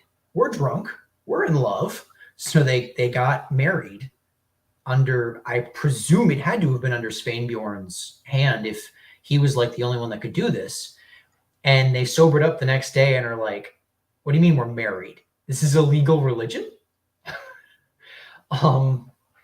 Which is a funny story because it's like, that happens in Las Vegas all the time. But it is kind of tragic about how, even then, how Icelanders, and no offense to Icelanders who are pious, but like the idea of like, oh, there's a new religion, let's get married for a lark. It's like, what? That seems... So, all right. So we have now ventured past Thorstein's life and times. I want to get to some of our questions in that have developed, but I'd also like to first, Mary Mitchell's in the audience. We see you over there, Mary. Hi, Mary. It's good to see you. I'm glad that you're watching tonight. But I'd also like to kind of, again, for perspective, and I know that we've got,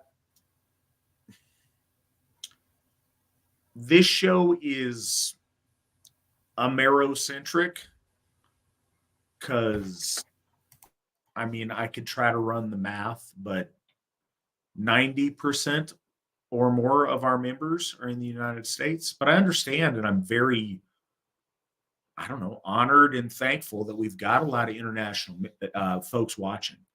So when some of this has a really heavy American context, just please factor that in. Some folks, or a lot of people who listen to this, may not be familiar with the relative religiosity in Europe compared to the United States. It sneaks up on me, but the gray in my beard tells me I'm getting a little bit older than I feel like I am. But I was born in 1981. So for my generation of people in the United States, most people, quote unquote, believe in God. I think we're still majority of people claim to be religious in some way for whatever it's worth. But in my day, you knew people, like either you went to church or lots of people you knew regularly went to church, and you had a direct connection with religiosity. Now, over here, a lot of that was Protestantism. Different parts of the country had, stronger, maybe Mormon element or Catholic element, or, generic American Protestantism, with the Baptists or the Methodists or things of that nature. But it wasn't an odd thing for people, for your friends' families to be avid churchgoers. If you're spending the night Saturday night, you're going with them on Sunday morning because they're going to church. That's what's up. that was very common. In my parents' generation, that was normal, and you were off if your family didn't do that. In my grandparents' generation, no, that was standard. You did that. And if you didn't, like, you were making the conscious choice because you had some personal issue with the Lord. Europe is probably 2 or 3, if not more, generations different in that regard. I went over on an AFA trip to Sweden. I want to say recently, but this is part of the gray in my beard. Recently means in 2018. And talking to folks, it was really odd because religion isn't a thing there a lot. They're surrounded by beautiful expressions of religion, but like people will get married in a church because you're supposed to, or have a funeral that way. But it is a very pronounced minority that are, go to mass every week. That's not the norm. So a lot of this, when you see, but Svanbjörn had a funeral in a church. Yeah, but most church funerals over there aren't particularly religious, because Europe became very secular much sooner than the United States has. So I think some of that factors in when we find things that seem odd. We still have a lot of cultural points of reference and relevance to religiosity, whereas in Europe, I think your default position is atheism that you come to Asatru from, as opposed to here in the United States, where you still have a very healthy percentage come to Asatru from a different faith. And we see that change over time. But I just think that's kind of an interesting note when you wonder, like, this strange overlap between the church and, why is the church allowing these funerals for pagan clergy, like, on their grounds? It's because religiosity is really receded into the background in Europe to a much more substantial degree than I think a lot of us are readily familiar with. We've got some stuff stacking up, but I'm enjoying our chat room tonight quite a bit. I just want to throw in real quick. I was born in 94. I'm turning 30 this year. For reference, my parents did not want my brother and I to grow up not. My parents were not religious in any meaningful sense, but like socially, we had to go to church. We had to know what this was about. We would be ostracized if we didn't. Just for perspective, like how much the shift has occurred. Yeah, I think you'd get bullied and you'd be the strange, like, oddball kid if you did that in Europe. And I say that, in Western Europe. I think Eastern Europe's a very different animal in a lot of ways. All right, so we got some questions stacking up. Gothi Trent East says, Chris, is there a particular house or Austinia that you consider yourself especially devoted to? So my wife and I hail the day. We don't do the whole Sigdru from all prayer every morning, but we do that. But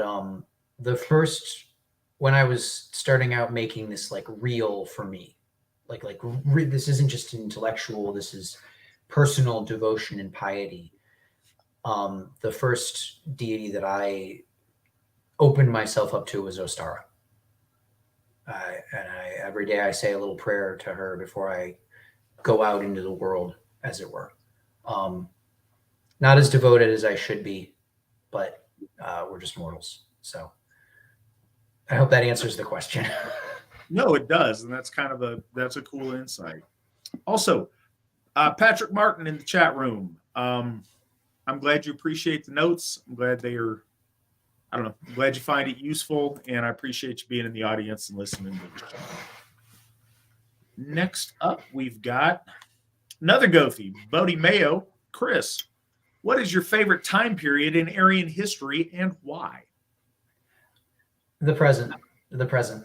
I am a sucker for the Anglo-Saxon aesthetic, though, but the present, definitely. Okay, so break that off for some folks. When you say the Anglo-Saxon aesthetic, paint us a picture. The Sutton Hoo helm is pretty cool. That period of the height of migration era Germanic artwork, I find charming. Not that I don't like other aesthetics, of course, but that's one that's, and I think to a certain degree, it's also the one where we can see it on its own terms. Like, I did research on the Gothic kings Athanaric, Wingaric, Atharid, Eoric, and Ariaric. These men really liked the Rick in their name. Stay tuned, gentlemen, or ladies and gentlemen. And it's like, how did they dress? You know, what did the world of the Goths look like? And we don't really have that much. We cannot say as much about, like, 200 BC, what did the Germanic world look like, as we can like 400 AD in England.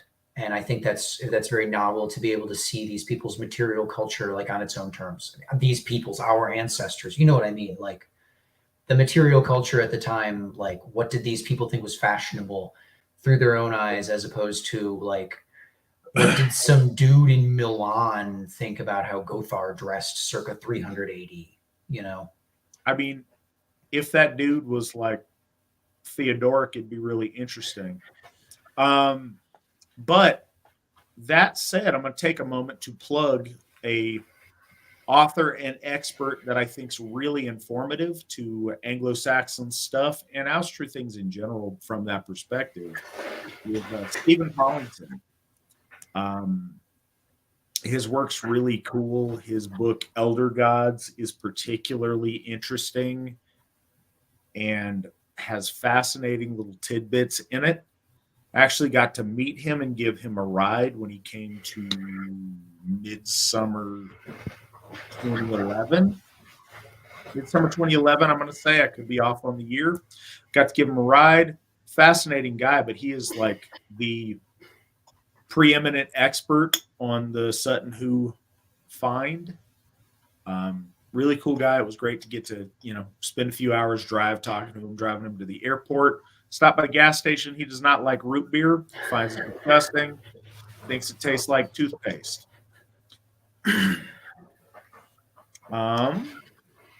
Next up, I don't know if he's speaking for himself or from like the island of England as a whole, as far as his dislike of toothpaste, or of maybe he likes toothpaste, but he doesn't like the root beer. So I've got a question. It's like all Gothic questions tonight. So Witten's Fawn would like to know, Osherry Gothi Matt, can you elaborate on our arching mission of the church in their honoring these new heroes? As far as the overall mission of the Asatru Folk Assembly, I think that's a bit broad, and I think he's just referring to as it relates to these new heroes. Some of you who've been paying attention may notice that we have elevated a number of folks from our history to heroic status, honoring them with days of remembrance. I spoke a little bit about this at the beginning of the program, but it's worth reiterating and maybe elaborating on.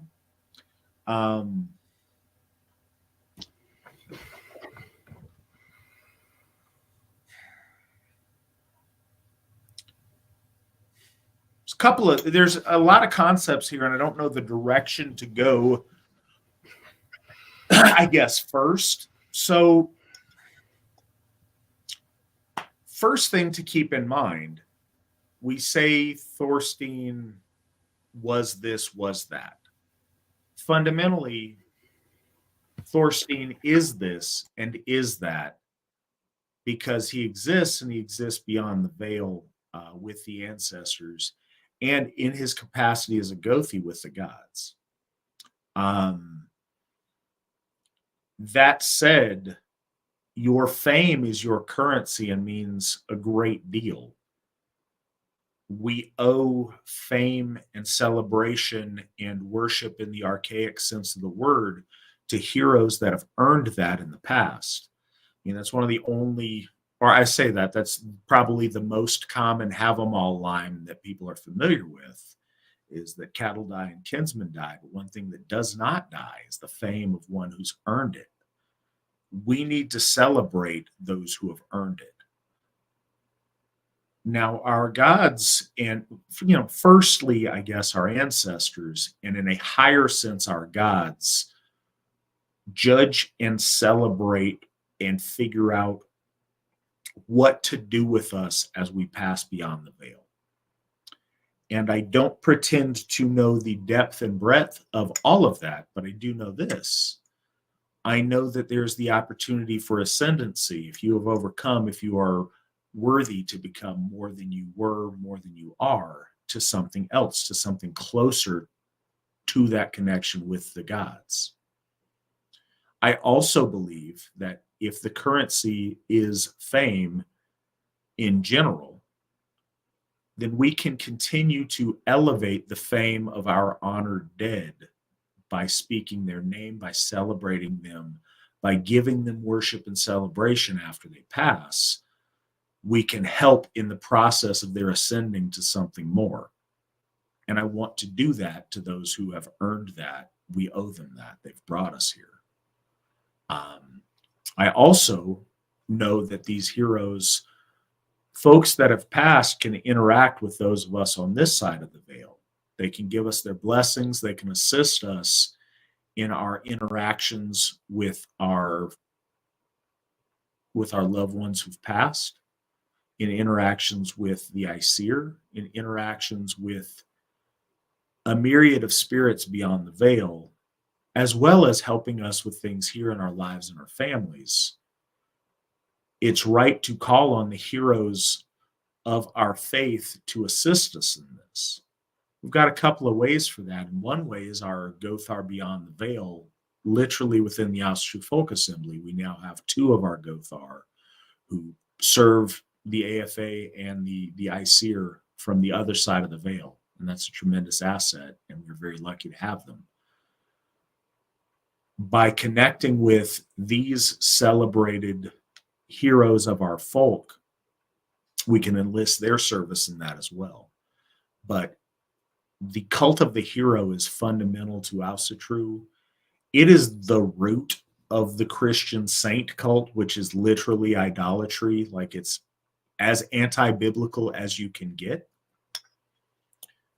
but it's as pagan European as you can get as well.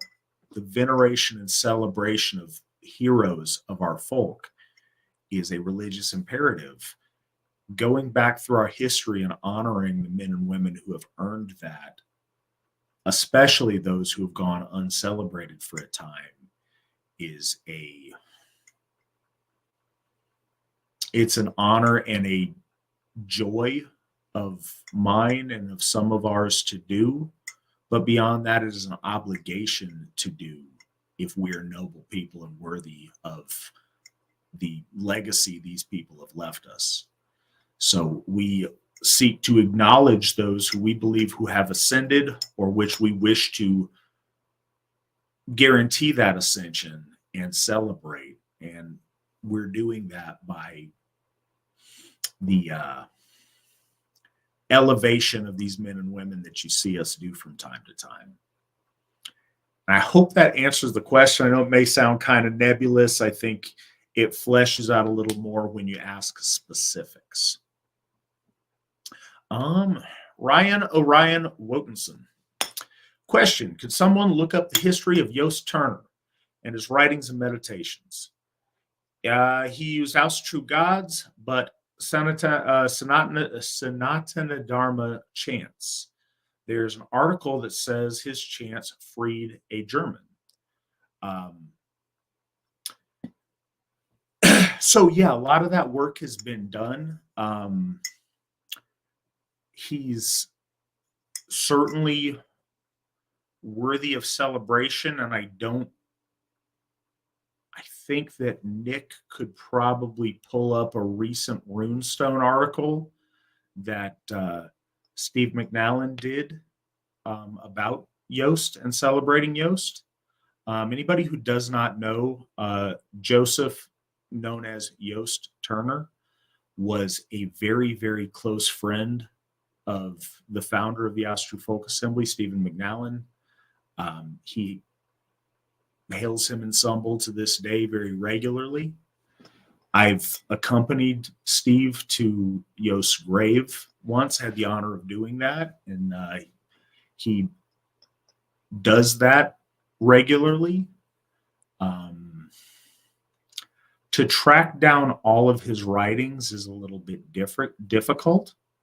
I've read, and we have access to what we found available, and a lot of it's very interesting.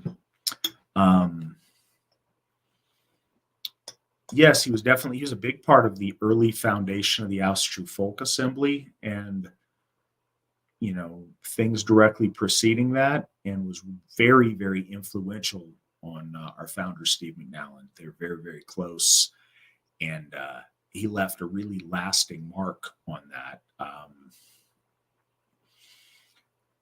The story goes, I have it, and I hope that I don't mess it up, is that he is like the creator of our Herja Father chant that we do when we do Odinblót. And like he came up with the words, and I think Michael Moynihan came up with the cadence or the musical element to it. But I could be slightly off on that, but both those men are involved in that.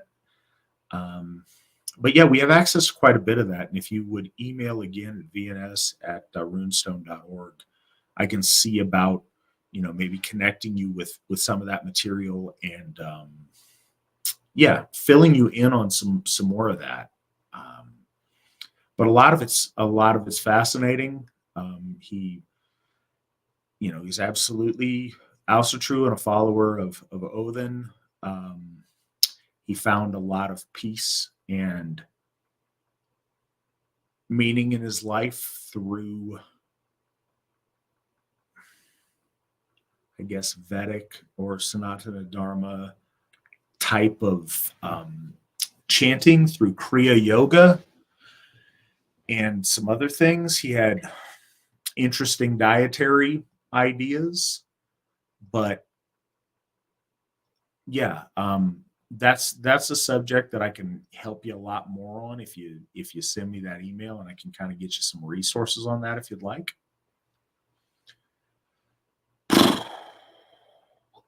I kind of mentioned this earlier, but Owl of Omens asks, what is the equivalent of saint in Asatru? Are these heroes considered that? Okay, there's kind of a follow-up that sounds very similar. How would someone who is Asatru honor the Heilög saints of the Asatru Folk Assembly Church? Okay, so yes, linguistically trying to figure that out. Heilög is the plural, so it doesn't need the R at the end. Them individually, the closest translation, as I understand it, is Heiliger as the individual one. That's masculine. Trying to find the feminine is, and I'm working on my linguistics. You guys know it's a continuous thing for me, so I'm going to get better at these, I promise. This is the closest we can get, and it's very important to note that in figuring out these terms, the appeal of them is that they are noted in a pre-Christian sense as far as holiness. So it's not like the reinvention of a Latin word. It's a native word to celebrate their holy people that pre-exists it. One of the things on this concept that I find very interesting is Stephen Pollington, who I mentioned a few questions ago, talks about that word in Anglo-Saxon, which is very similar, which predates the advent of Christianity, that talks about a special class of, ascended holy men amongst the Asatru practitioners, which that that is the equivalency. So yes, that's the equivalency. The appropriate way to honor them is as you would honor, ancestors of your own line that you would honor.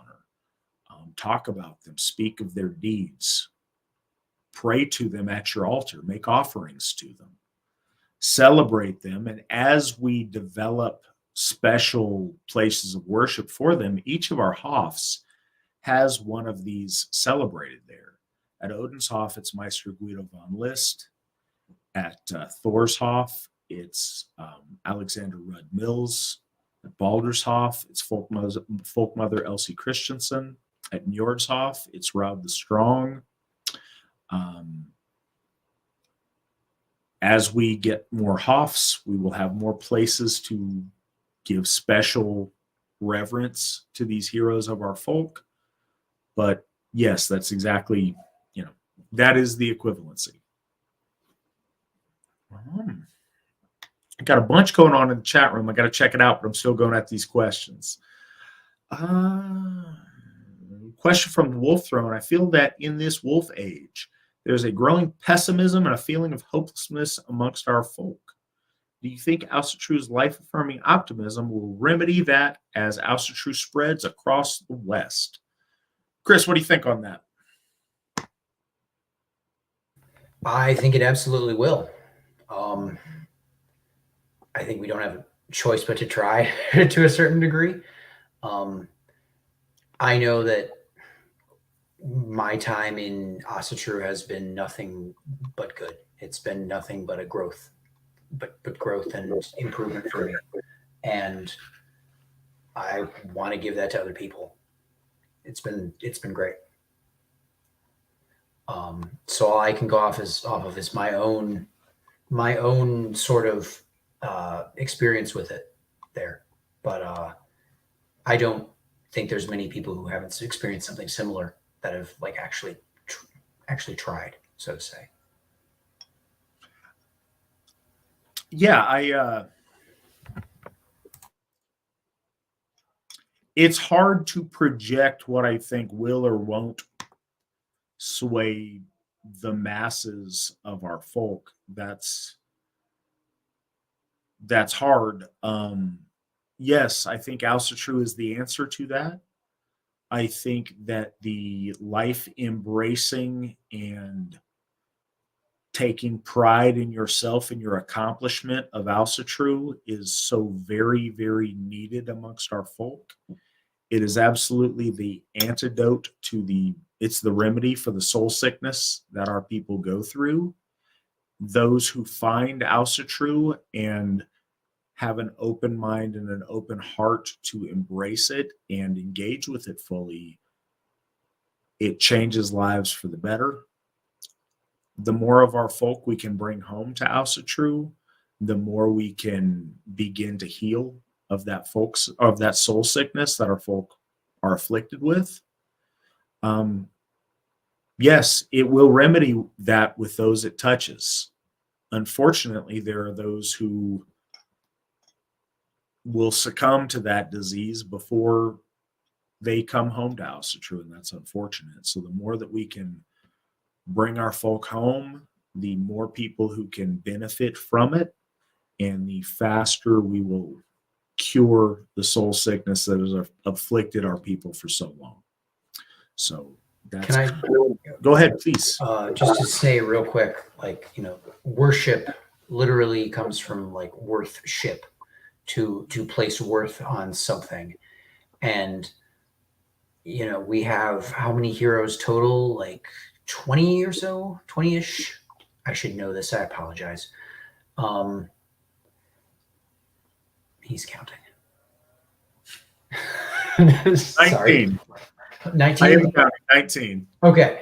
All right. We have 19 people that we believe are worth have value, have worth enough to remember, to continue existing.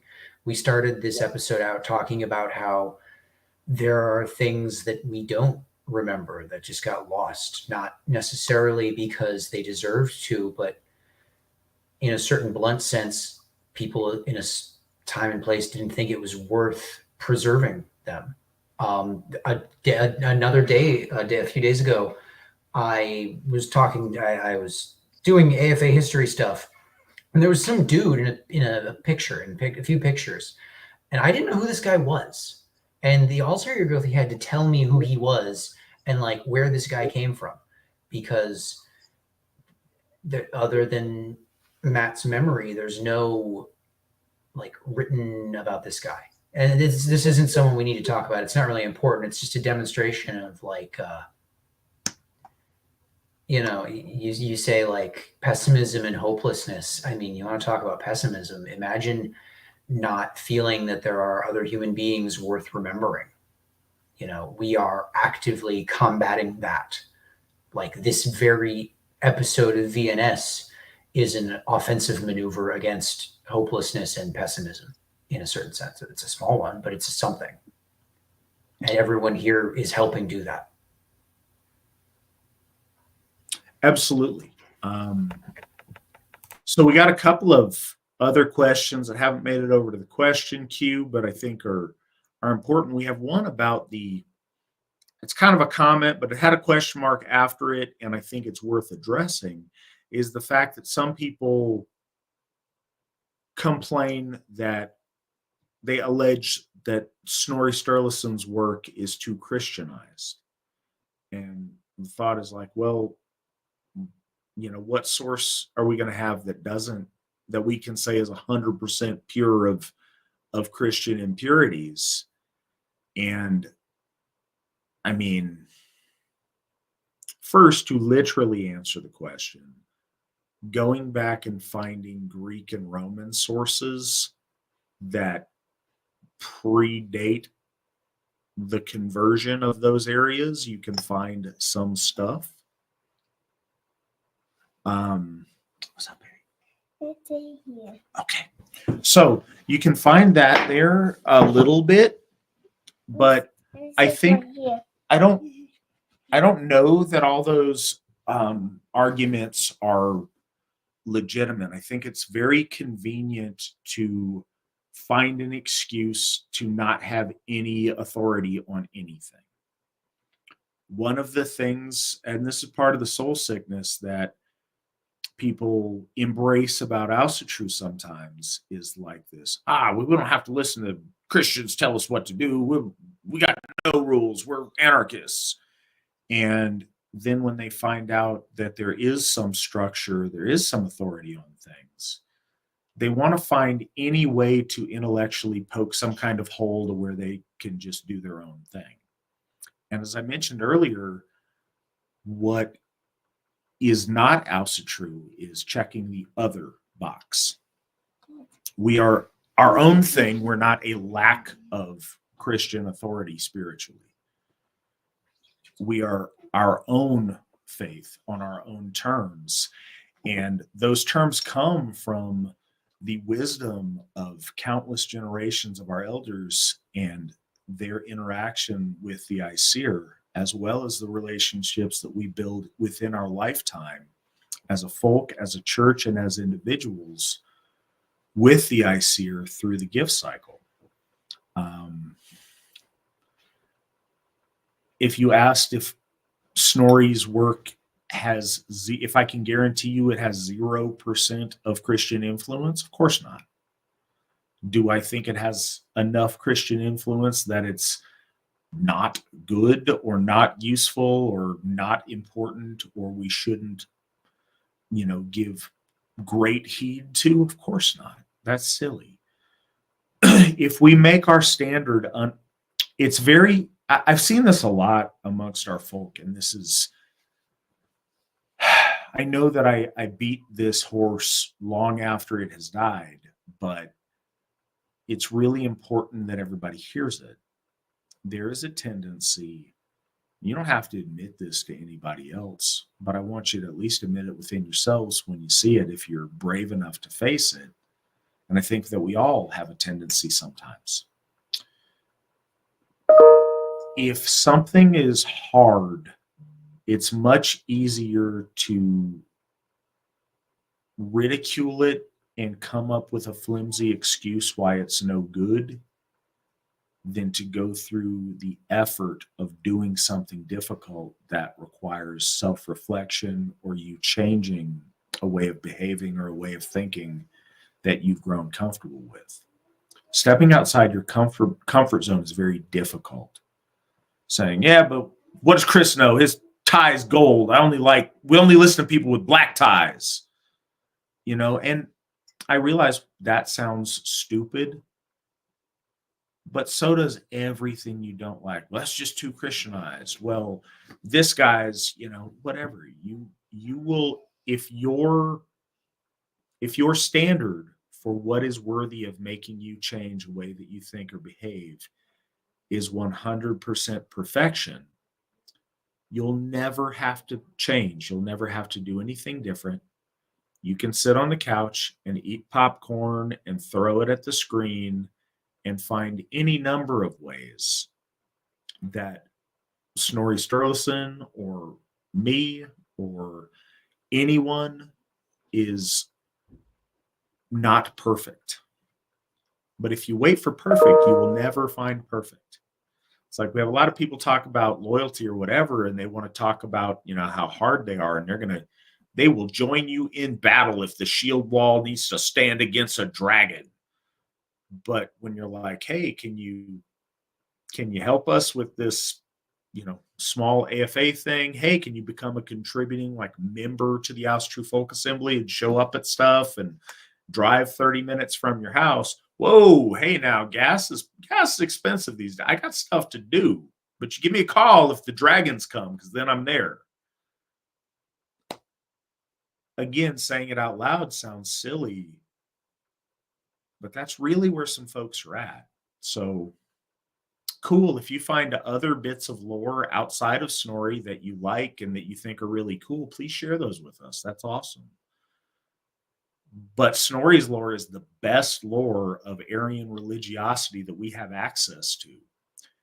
And it is tremendously valuable.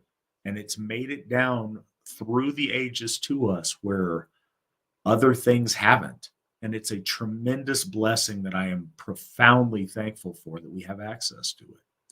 And I think that fair-minded people realize that. I had another question that I saw that I'm going to go try to find. It's one of the consequences of a very active chat room is you got to kind of sort through some of these things. But that's cool. I'm really glad to see the engagement and the interaction over there. It's really nice to see so many of you guys getting involved in the conversation.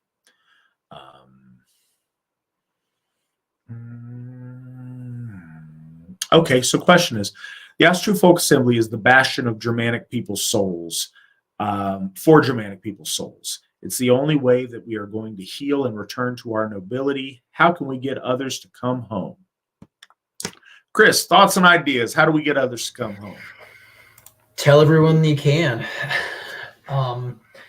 Yeah, part of the thing is I think it's just a matter of people not knowing that this is a thing. And I don't mean that. I mean that kind of like at like a meta level. Like I've seen people have the see the picture of it's like Odenshof, Midsummer 2002, the one where they're all in front. You know what I mean? The big one. And I've seen people look at it and be like, why are they allowed to do that? Like not just there's this church, we are doing these things in a specific context, but like people who just don't get that you can even, the what is it? The pessimism and feeling of hopelessness. Like, what do you mean you can combat that? Like, what do you mean you can organize people together to live the way they want to live in a way that's not like an insane cult living, you know what I mean? Like clearly extreme, like we're all normal people, right? Like, I think, if you wanted to help, frankly, just advertising, telling people in real life who would be interested in this sort of thing. And sadly, not everyone would be the Asatru Folk Assembly. How do I apply immediately? But there are a lot of people. Like let's just say there's 200 million white people in the U.S. for the sake of ease.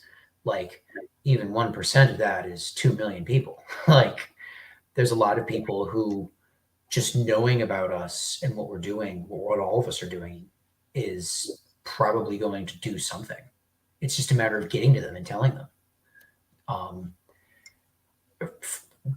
This is just pure idle spitballing, but like, I mean, we could even have if there was just a folk builder whose job was just to find places and say, hey, you talking about this, you should check out the Asatru Folk Assembly, just responding to YouTube comments. I mean, there's a lot of people out there, and we need to reach them all, Hamel Wiz has donated $10 to Baldershoff Steeple Project. We're having to reconstruct the steeple at Baldershoff. The previous owners had left it untended for a very long time, so we're having to do some work on that, putting it in, but we got a long way to go. Thank you so much. And also $10 to this stream. Thank you so much. As far as stuff to do, I guess it piggybacks on my previous answer to the question. People envision some kind of super fun video game scenario that you do that makes this be successful. Like you go out and fight in the streets in some kind of super awesome cinematic way that wins the soul of our people. We all think that would be really cool. But practically, what it really means is the slow drudgery of doing things that you may not like to do, but putting in the hard work to make this happen. And you don't get to thump your chest and feel like an awesome Viking warrior for going on Twitter and liking and sharing and commenting on our stuff. But when you do, it increases our algorithm and it gets us out there to people that don't know we exist. And that's how people come home. Literally, stuff you can do is follow any of us individually that are sharing AFA stuff or the AFA. Like, share, subscribe on all of our stuff. Do that regularly, and that amplifies our reach to a lot of people that should be coming home to what we're doing. Tell people about it. If you are an AFA member and your spouse is not, get them to join. If you are an AFA member and you have parents or siblings or cousins or children that are grown that are not AFA members, why aren't they? See about getting them to join. Be proud of who you are and what you do and what you believe, and share that. Speak out about that. Wear your hammer. And when people ask you about your hammer, tell them. Engage them in that conversation. Get the word out. Word of mouth is so very important, but that is right now the barrier that's preventing people from coming home. They don't know we exist. It blows me away in this age of the internet how there's so many people out there that have no clue that we exist. As baffling and in a way frustrating as that is, it's also very hopeful. It means there are millions of people that would join today if they knew we existed. Just run the numbers on it, like seriously. And we're just talking about the United States, not to mention, we have members in 14 different nations. But in the United States, if we're going to say we have 350 million people, let's assume half of those are our folk. So cool, we got 175 million people. Let's assume, I don't know, let's assume half of those are adults that aren't gay. So we've got, I don't know. I don't want to math quite that much. 85 million. Of 85 million, how many of those should be here, might want to be here, agree with us on stuff? maybe even broadly speaking, let's say 40 million. Realistically, how many of those people are willing to make the effort to go and click join and, contribute by Hoftoller or, by their membership donation and actively be part of what we're doing? If we're dealing with 40 million and just 1% of that 40 million wanted to join, it's a massive number. A massive number that would exponentially grow the Asatru Folk Assembly. Just think about that. When you're dealing with numbers like we are dealing with, a little bit goes a long way. If everyone who listened to this so it's hard to track on here. We have our YouTube audience, which I can kind of see how many views this show gets. We've got our Twitter audience where I can see how much it goes there. We're also on a bunch of different stuff and on Spotify and iHeart and iTunes and Apple Podcasts and Rumble and all these different places, and Odyssey and a million different places. Tracking how far the reach goes is very hard to do. But on this show, within the next day or two, we're going to have, I don't know, let's be very conservative, 400 views here on YouTube. This is just the next couple of days. Probably 350 views on Twitter. If all of those people liked, shared, subscribed, talked about this, went out and told somebody, we would see a massive boost in membership just from people knowing we exist. So getting the word out, that is the biggest thing. Living this proudly, telling the people that see you and like, hey, what's this thing you do? Tell me more. And then having the courage to tell them more, that's what we need. That's what's going to bring people home. Honestly, that is the answer. It's not sexy and it's not what everybody wants the answer to be, but it is the answer.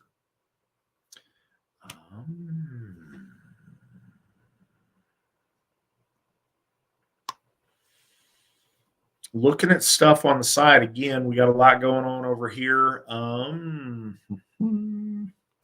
Do you want me to finish up with the Ásatrúarfélagið stuff in a bit here?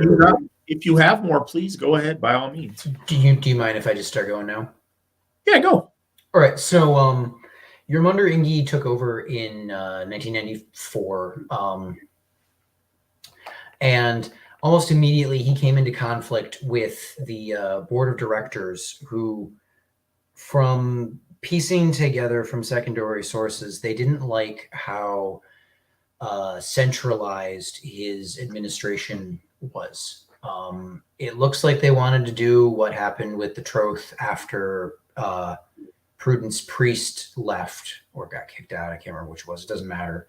Where it kind of turns into like a sort of feudal oligarchy almost, where like you have like a bunch of little fiefdoms within the organization, and Jormundur's hyper centralization got in the way of that. Another problem with that, however, was that the organization had increased in size like 3.6 times. In 1994, they had 172 members. In 2002, they had 628, and it's a pretty big jump. Jormundur was, however, a pious man, and I hope my comment about the Icelanders getting drunkenly married did not seem to imply I was benighting or insulting Icelanders. I was not. There are Icelanders who are very pious, and our Alsir Gothi has talked about one of the signs of pious Asatru is worshiping Baldur. And in 2000, the Icelandic state was going to celebrate the 1000th year anniversary of the Christianization of Iceland, which is kind of an odd thing to do if you're a Lutheran, given that that's a Catholic accomplishment, I guess, but whatever. And they were going to hold it at Thingvellir. Thingvellir is the site of the old Icelandic Althing, the big field where they'd gather. And Thorstein wrote a book about this place. He seemed to have been a bit of an aficionado of it. I found a used copy at the some Icelandic internet bookseller, and I was thinking about buying it. And anyways, so the Icelandic state was going to have this celebration, and Jormundur Ingi, presumably with Thorstein's backing, is like, well, we're going to do our own thing. Tragically, Thorstein did not live to see this come to fruition, but Jormundur did go through with it. And so they were going to set up a bunch of bonfires along the coast of the island, and then set a big one up in the center at Thingvellir as like a ritual to sort of, as if Baldur were coming back through the same pyre he left in. And as I understand it, the ritual did go off. They did do this. The Icelandic state was not the biggest proponent of this. Technically, they did allow it in a legal sense. In practice, they pretty clearly didn't want this to happen. So they had a bunch of public taxpayer-funded services like food and bathrooms and stuff at Thingvellir, and they didn't let the Asatru use them, which is a really zany thing to say out loud, like the Icelandic government not letting pagans use the bathroom in 2002. It's like, what a strange kind of persecution. But and so there was a bit of a stink over that. Hilmar Orn Hilmarsson, the third Altair Gothi of the Ásatrúarfélagið, he was a musician. His stuff's on YouTube. It's not bad. Very European atmospheric, not really headbanging metal or anything. Not headbanging metal, not Eddic chants or anything like that. But he was going to do some concert at this gathering, and he wasn't able to because the state didn't set up the music apparatus that it was supposed to. And there's some quote for him where he's like, maybe I've spent too much time on the continent, but last I knew, it doesn't take 6 weeks to set up a sound stage, which I guess is kind of like pretentious. But at the same time, he does have a point of like, how hard is it to plug in the amps, you know? So there was a minor stink about this, and it turned out that the state wasn't letting anyone in that wasn't a Lutheran use these facilities, despite them being taxpayer funded. And there were 600 members in the country when this event occurred, but there were over 1,000 attendees, and there were actually painfully less than expended number of, or expected. There were actually harmfully less than expected number of Lutheran attendees at the Lutheran one, which I guess was a dent in the pocketbook probably. But so that's an interesting point, that there were only about 600 members, but there were about 1,000 attendees. There were people who were interested in this in Iceland that weren't members. We don't really have a good term for these people. I guess you could call them like casuals, like kind of peripheral, around the edges people. So this wouldn't necessarily be viewed as a win for Jormundur, even though I personally view it as a great thing for the Icelandic people. It's a great victory for Icelandic Asatru. But as said, Jormundur Ingi was a more of a centralizer than the board would like. One thing that he did was they wanted to have a burial ground. They wanted to have a burial ground for the members of their church, because they didn't have one. They didn't have a place to put their dead. I mean, Sveinbjörn was buried in a Lutheran cemetery, right? So getting a getting a burial ground was a big goal for the early Ásatrúarfélagið. And remember, in 2000, this organization was only 28 years old. 28 years old with like 600 members. Jormundur did pull it off. He did manage to get the Ásatrúarfélagið a burial ground. There was some kind of problem with the financing of it. What there's not a problem with is getting a burial at a Hof or Sigurheim, if you remember. I don't know the full details, but I do know that there are burial services that are free for burial services at Hofs and Sigurheim. They are free, correct, sir? If you remember. Yes. Yes. Interment. Yes. And and do your will. I need to. So everybody, do your will. What's wrong with you people? And I say this to literally everybody. We find ourselves putting that off. But here's something that I've seen as far as AFA members who've passed. We've got young people who didn't think that, they were going to need it anytime soon and didn't get one done. That's understandable, but tragic and easily avoidable. But I've seen it with elderly people with terminal diseases that still didn't get it done. And I don't know why. So, one of the reasons is maybe your will's expensive, or maybe you don't want to get a lawyer and find this whole process. I too am cheap, and I too don't like to do a bunch of legwork on stuff like that. So I found doyourownwill.com. It is really that simple. Now, international members, this may not apply, but in the United States, and I believe in parts of Canada, this is completely legal and binding. I've talked to our law speaker, who is a practicing Florida attorney, and says completely legit. It takes 10 minutes. It's very easy to do. If you want to do a better one down the road when you get to it, fine. Do your will. Get a original copy, which means with the signatures on each of the copies, and notarized if you need to in your state.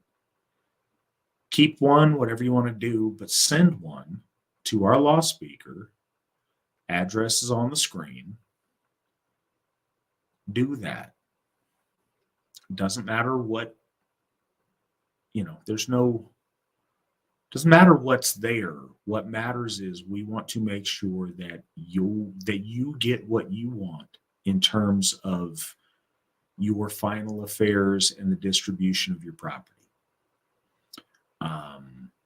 If you send it to our law speaker, then when we find out you have passed, we can advocate legally for what you want done with your remains, with your funeral, and with your things. If we don't have that, we can't help.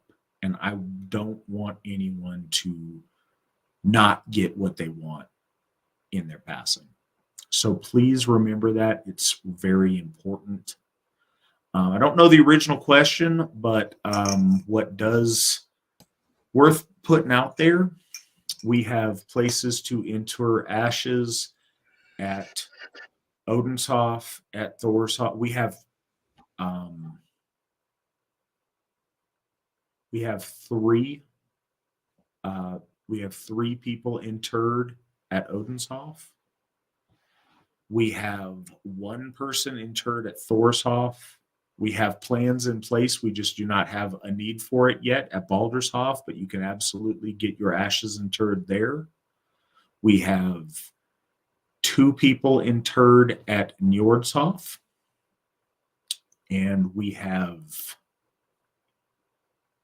wish we knew exactly how many we have at Sigurheim. When we got Sigurheim, it came with a very old and unfortunately not well taken care of graveyard. We've done what we can. We continue to restore the gravestones that we have access to try to do the best we can to learn about the people who are interred there. And my mom's ashes are interred there. There's a place for you and your loved ones when you pass. And it's not, I mean, as far as cost, we'll make something happen if we got to. We would like you and your family to provide, whatever kind of marker you want. And that can be as simple as you'd like or as elaborate. If you want one of those big mausoleums, cool, let's do that. But I mean, those are a lot. And if you can afford that or your family can, by all means. But yeah, we don't want cost to be something that prevents you being celebrated with a place, with a grave, with a marker when you pass, and we don't want that for those that you care about either. I appreciate you covering while I took a tuck my daughter in / bathroom break. And I'll cut in and say there was no question. He was just talking, and it felt like a really good plug. Cool. He's just riffing. That's good. Just slide that in. I appreciate it. I wait till the guest is talking and then I just disappear. Unless you wanted to say something more, I was going to go to the burial and then. Yeah, please. Okay. So they wanted to get a burial ground for their dead in Iceland, and that was something that Jormundur worked hard to get. And I have to imagine it was something that Thorstein also wanted. So this turned into a bit of a boondoggle, apparently. It was costlier than they would like. That turns out to be a herald in a certain sense. There was some kind of venture involving the sale of Icelandic horses outside of the country that was seen as a faux pas somehow. And I remember I read about this months before I was actually looking into this guy. So I apologize for not having more information on this.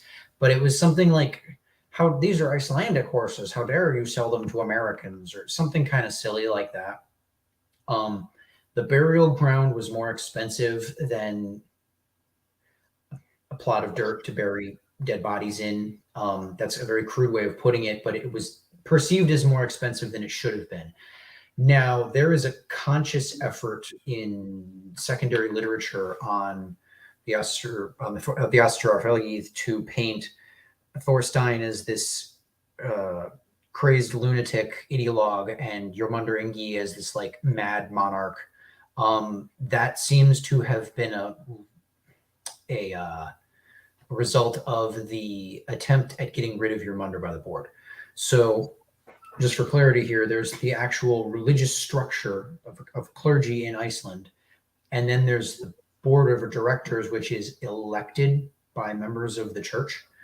So you can see a conflict of interest there between the Goði, who has long-term interests. We can take out a loan for a graveyard and pay it off in 10 years. And then there's the board, who are interested in making decisions for getting elected and getting reelected. And there was an effort, the first time he came around, Jormundur, the first time this came up, Jormundur was just chosen because he was Sveinbjörn's buddy. He was Thorstein's buddy. He was literally in the building when Thor took out the power, right? He was a founder. In 2002, the board managed to get enough votes to give him the boot. They've been trying to do that for about 8 years by that point.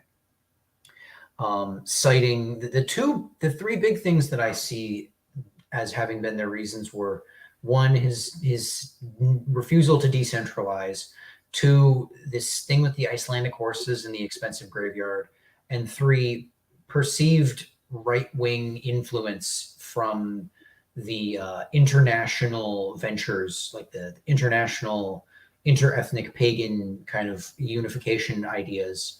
Unification is not the right word, but you know what I mean, of Thorstein. They didn't like that was perceived as right-wing, which is kind of odd when you think about it, but whatever. And they put in Hilmar Orn Hilmarsson, who, as the Goði said, from what I can see, is basically an atheist. I mean, I reserve the right to be wrong, but, you know, I haven't seen much to say otherwise. He was a musician. I said this while you were gone, sir. I've listened to his stuff on YouTube. I mean, it's ambient Euro. It's not bad, but it's not like headbanging metal or Icelandic sagas, you know. He was focused on an end to international cooperation, decentralization, which basically means giving positions to toadies, and an emphasis on ensuring that Asatru was seen as counterculture in Iceland. So again, you know, making your parents mad by worshiping Odin, which is really sad. Jormundur decided not to fracture the organization and left gracefully because he believed that what they were doing was important. And in 2004, he and a small group of people formed the Reykjavik Vikurgothorð. I believe they're allowed to marry, if I recall. So to kind of cap this discussion off, let's talk about the Hof. The Ásatrúarfélagið has wanted a Hof because everyone wants a Hof. We wanted a Hof when we were the Asatru Free Assembly. We want a Hof. I say we, I wasn't born yet at the time. We wanted a Hof when we were the Asatru Folk Assembly before we had one. And we have them and we want more of them. So the Ásatrúarfélagið wanted a Hof, and they started a project to build one in 2005 when they had somewhere around, like I'm going to say 700 to 1,000 members. So it's worth noting that Hilmar took over in 2002, and in 2004, he came out with the organization's open acceptance of homosexual marriage. So 2002, when he takes over, 628, 2022, 5,770, excuse me. So they want a Hof in 2005. They're getting this increase in membership, which of course means more money. So they go about doing it. We Americans are often perplexed by the difficulties that non-Americans have with getting land, because in America, you can theoretically just go buy land. Like there's a website, Zillow. You can look for vacant land. You can look for houses. If you Google churches for sale in state, you'll get a website, at least one, that lists churches for sale in state. So they started this project in 2005. They ended up getting land for it near Reykjavik in 2008. Construction was supposed to start in 2015, 7 years later, then in 2016, then in 2017. Apparently they got something done in 2018 through 2019, maybe, I guess. In 2019, they wanted to spend 270 million kronas on a dome. In today's kronas, that's 371 million. That is $2,703,101.79 USD. That is 10.8 Njordshofs, if we assume Njordshof was just an even 2,000 or 250,000. Work has apparently been done since, but the dome is still unbuilt, and thus the building is unusable. And I've seen plans for like a building that's shaped like a Mjolnir, right? Like it's a Mjolnir from the sky, right? And there's like an office in the, I'm not showing, in like the hammer part. And then this is like the hall that people come in with the pews. I don't know if it's that, because I look at that and I'm like, but where does the expensive dome go? Right? Like this is a $2 million dome. Where are you putting it? Is this like a geodesic dome that encapsulates the entire temple? Over COVID, they wanted to, in 2020, they wanted to buy a bunch of Chinese steel, but COVID put an end to that, which is a kind of humorous turn because apparently this building was supposed to be made entirely of local wood and concrete. I don't know if they've had any advances with it since. Everything I've seen regarding what they do is outside, and that makes sense. Iceland's a beautiful country, right? but I think it's telling that, I mean, 2005 to now, that's what, 16 years ish, whatever. I mean, we've gotten 4 Hoffs and land that we could theoretically build a 5th on if we were financially irresponsible or had access to $2.7 million just on a whim, you know. I don't want to editorialize too much, but I think it displays a bit of an unseriousness, frankly. Like, there are, and let's be clear here, there are buildings that are said to be temples to the Aesir in Iceland. There's at least 2 of them. Because some guy is like, all right, I'm going to take my barn and make it a place worthy of praying to the Aesir, if just without central air or central heating. I don't see why they couldn't have done that with 2.7 million 2022 or 2024 USD on hand. Do you have something you want to say here, sir? Yeah. I mean, they got a lot of media attention for it, and we still, get people that, I'm trying to think of where the idea is, but perception in a lot of ways is reality for people until they know better. And one of the unfortunate things is the media extolling like, the Icelanders have this Hoff. It's the first Hoff ever in all this time. And they did that when they first got the idea or got the funding or got it planned or whatever. And they didn't do a whole lot else. And I know they got a lot of attention for it. It's interesting to note the lack of progress on it. But as I've said before,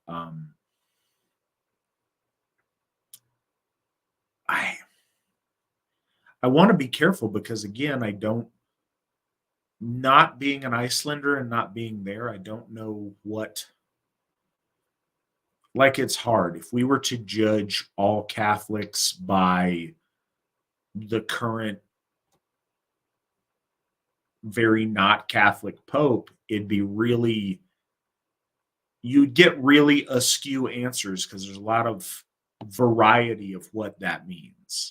So in Iceland, I don't know if there's a substantial portion of the Ásatrúarfélagið that may be, serious Asatru, and maybe it's just their leadership that's not, or their organization that's not. It's hard to tell, and I don't want to unfairly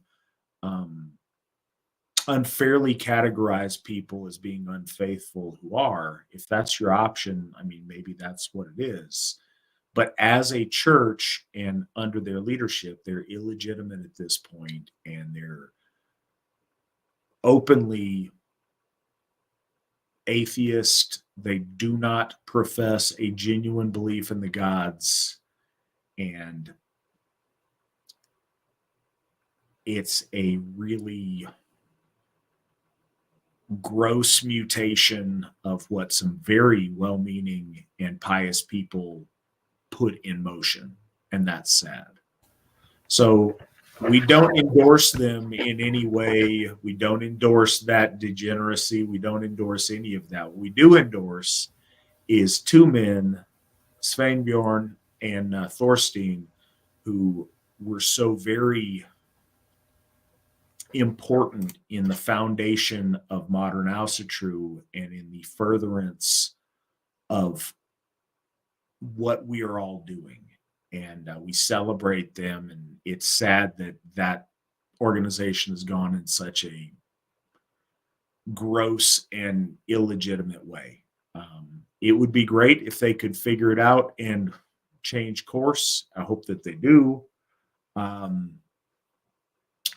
yeah, that's sad to see, and I do think that the lack of progress does speak of lack of seriousness, and I also think it speaks of, lack of favor from the Aesir, and I don't put that on them. It's just something that I noticed that I would find concerning.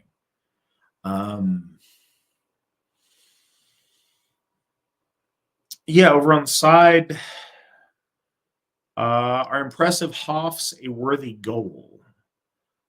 The Hallgrímskirkja Church in Iceland sends the message I got from a girl on a dating app that they are large and in charge, or is smaller, smarter. Yes. That's one of the things, and I think it's true. There are lots of right ways to do things in a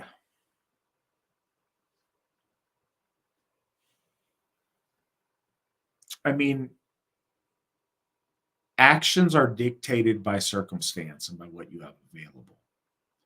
In an ideal situation, if you have the ability to, yes, the most magnificent, grand temple to our gods is absolutely the way to go. But any temple to our gods is better than no temple to our gods. And so you have to judge what you would ideally do if you had unlimited resources and unlimited ability with what you have at hand and what you're able to actually accomplish. But the thing is, you can do all of those things. You can start with what's within your means to do, that's within your budgetary abilities, within the scope of what you have power to do, and you can improve upon it over time, or you can build more. It was really important for the Asatru Folk Assembly when we got Hofs to get. So one of the early ideas for Hofs was to build kind of an anachronistic,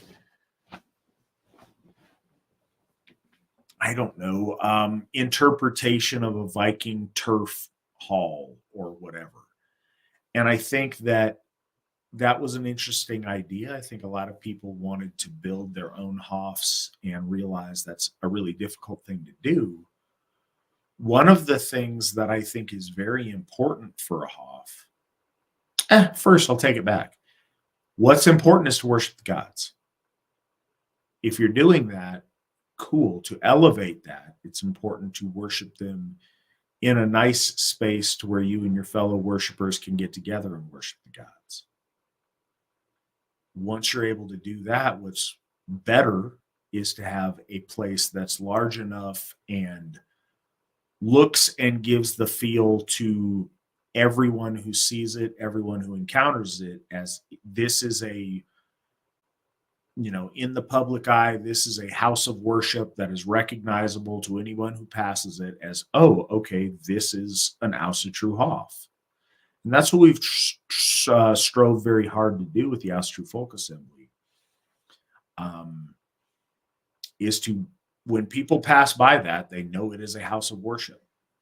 If they look at the sign, it looks odd. It's not talking about Jesus. We don't see crosses places. Like, what is this? Hopefully they look further. Within the nomenclature of the Hofs are the names of our gods. Hopefully that strikes a chord. Yeah, if we could, if somebody handed me, 2.5 million, we have existing obligations that we'd pay off first.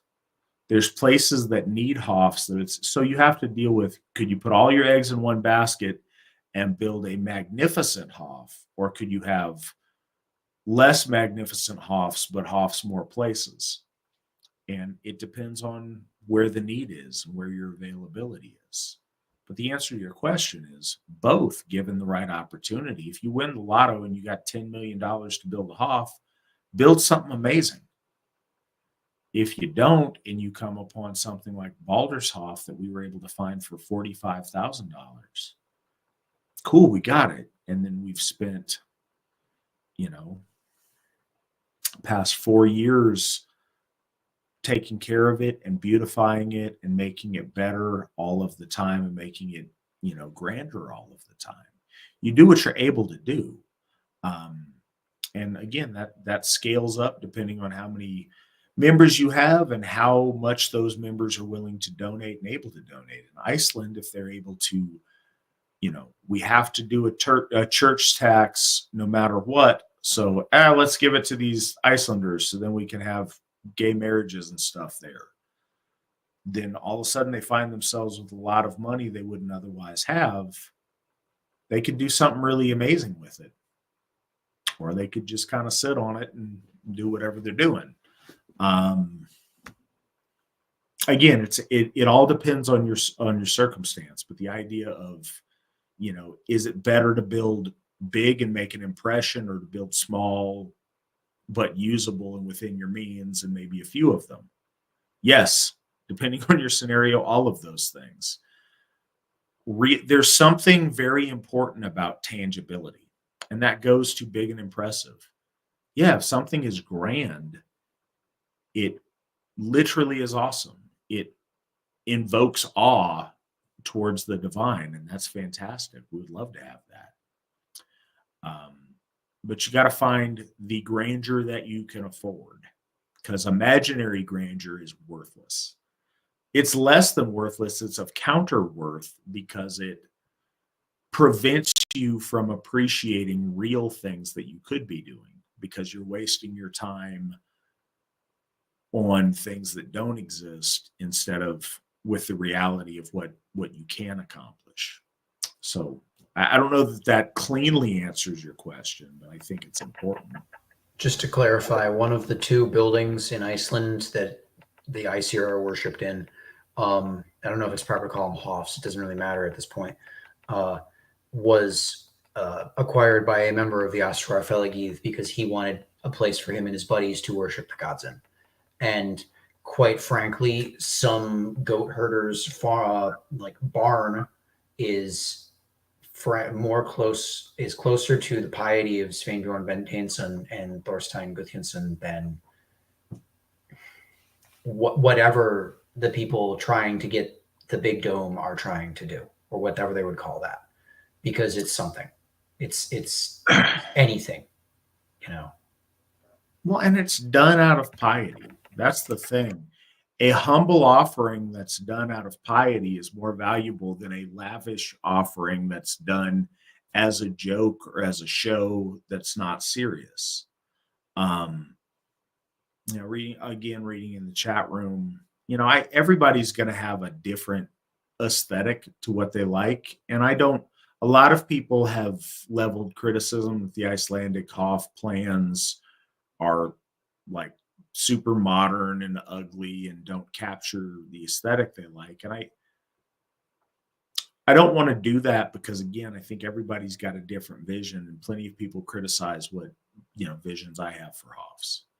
But the sincerity, the piety is really important. And so one of the comments, and I've got to disagree, is, they say it's odd looking and something based on what we know of actual Hofs would be better. In what sense? Trying to, in 2024, make a 9th century building is silly and anachronistic and not worthy of our gods. We should make something that's worthwhile with all of the advancements that we've made in the last 1,000 years, instead of, making something that's intentionally primitive. There's no reason to do that. Our ancestors always used the best available technology to them. But that said, we have certain aesthetics we have in our mind, There's a lot of things. I think the closest aesthetic we have to what a pre-conversion Asatru Hof was the evolution into stave churches. The stave church is very interesting because it's like that missing link between the cathedral or the Catholic Church of the time and the Hof that predated it. You still see a crossover of imagery, you see a crossover of design, and I think that the stave churches are probably the entry-level Christian church and the highest evolution of Hof. It's like right at that point where the two met. And so I think that imagery is appealing to a lot of us, myself included. But I think we all have, there's ways to do it differently, and I don't want to penalize them from having a different aesthetic to what they want. If it's done with sincerity and it's done with the idea of elevating and worshiping the Aesir, then fantastic. But when you take that on, you have a mission to accomplish to make sure these Hofs happen. And things happen all the time. So I also don't want to be overly critical. I have no idea what obstacles they faced when accomplishing it. But when you take on a Hof and you make a commitment, it's very important that you do the best you can to fulfill that. And it does not appear from the outside like they've done that.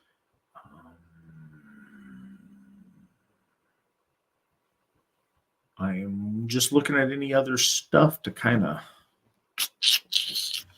Can I just answer Hummwise's comment on this real quick?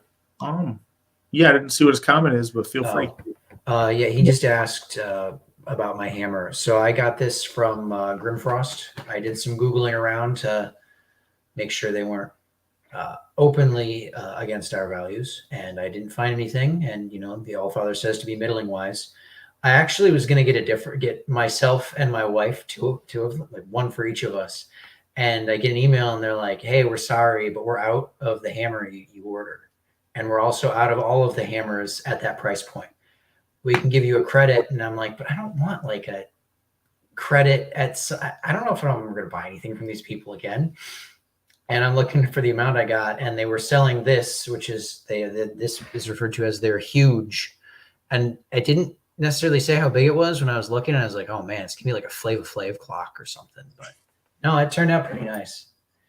The first picture that went up on Twitter of me, I was like, oh man, I'm gonna see myself on there. I'm gonna be so nervous, I'm gonna throw up. And I looked at the picture, and the first comment was some dude saying, that is a dope hammer, and I felt really good.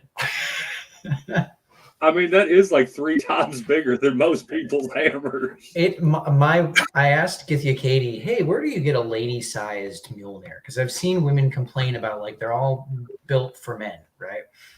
And she recommended this guy, I don't know, on Pinterest, Barbarian, spelled like barbarian but with 2 N's at the end.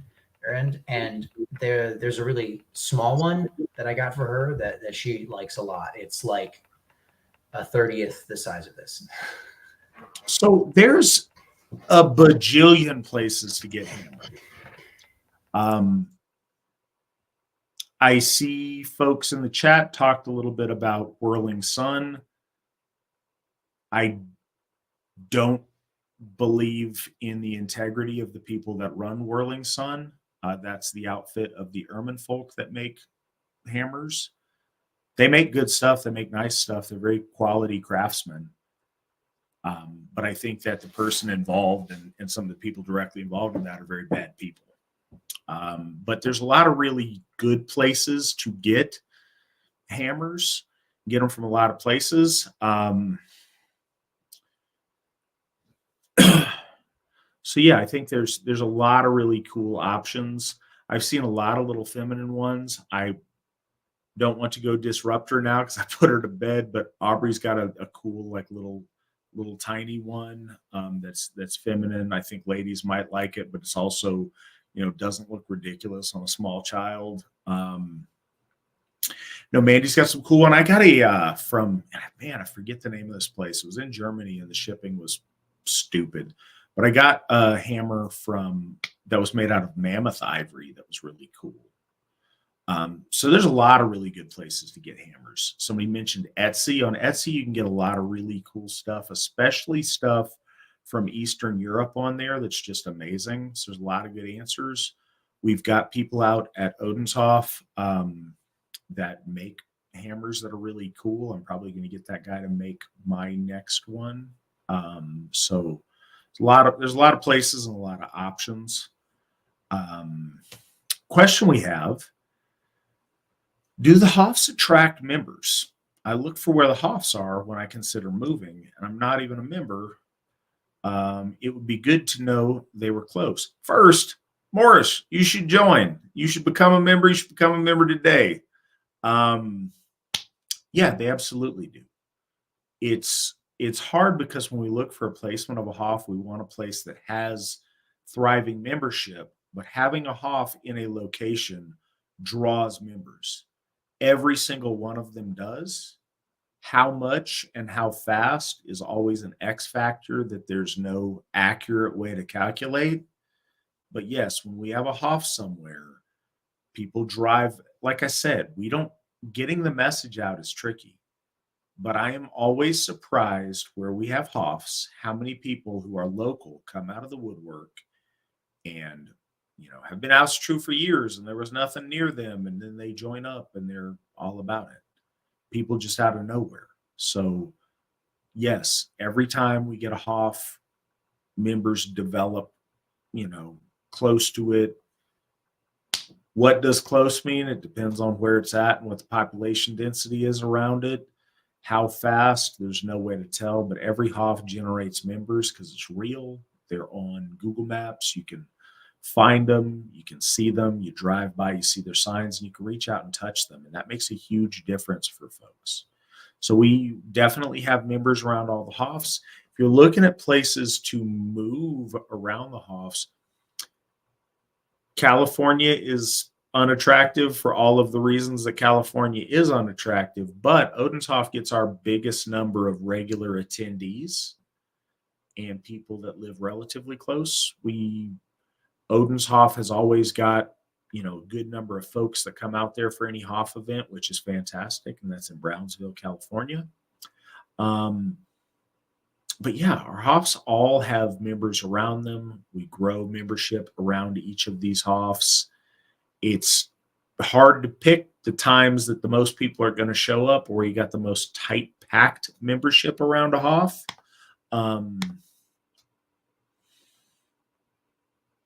I would say, and I'm referencing something here quickly. Just from having looked at the map, Baldershof has a lot of people like right near the building, relatively. Yeah, they do. If you look at the map, Thorshof has a bunch of people really close to it. There's a bunch, again, you can see the cluster of membership around each of the Hoffs, and it's noticeable. So that's absolutely a thing.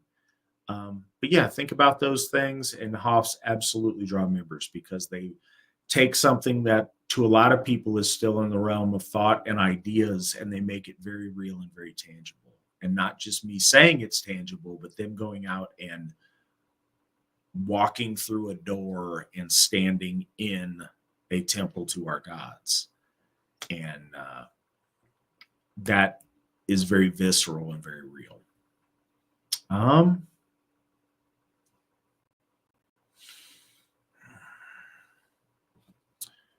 So I don't know if we still have Svan over in the chat room. I don't think that we do, but the next question is, sorry, I got to go back and forth between things. Where does Sol and Mani fit into the hierarchy of gods and goddesses? Are they worshipped often in the AFA? I wouldn't say often. I think that Sol is worshipped around Midsummer a lot because it's such an obvious solar thing. Heavenly Wardens would be where they are in the hierarchy of things. They're not really within the core body of Aesir that we devote a lot of particular worship to, but they're in the periphery of spiritual beings that we certainly acknowledge and are situational in the worship, and they come in what Svan is kind of labeled as the heavenly wardens, the gods and goddesses of celestial things, of timekeeping, of seasons, of things like that. And you see that in a little bit different category than the Aesir, of like the Allfather's Council of the 12 that we talk about. So it's a little bit different, but they're definitely acknowledged and certainly soul is worshipped at midsummer often, sometimes at Yule as well, for the same reason but in a different context. There we go. Nick's quick with the Old Norse on it, Himmenvorder, which means heavenly wardens. Swan's here. Yay. Awesome. So we're coming to the end of our evening here. Chris, do you have anything that you want to say or you want to put out there for folks? I already plugged the magazines. If you're in Michigan, you should get in contact with me. csavich@runestone.org. There's my email, or you can see it on thorsoft.com. Hail Thorstein. Yeah, Chris, thank you so much for being on the program tonight and so much for all your research into this. We will absolutely have you back on.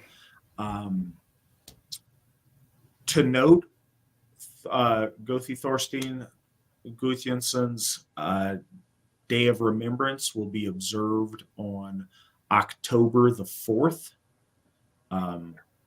from every year from henceforth. So we got about a year to think about it or plan up, but it's long past time that we acknowledged and celebrated this hero of Asatru, and we are honored to in some way carry on his legacy and to benefit from the endeavor that that he put forth at a time when others weren't, and that made a huge difference. The impact is tremendous. So hail Thorstein Guðjónsson. Thank you guys so much for joining us tonight. Thank you for the awesome chat room and the enthusiasm and everybody being so fantastic. If you're hearing this and you enjoy it and you are a heterosexual white person that wants to honor our gods, you should join the Asatru Folk Assembly. We're doing great things.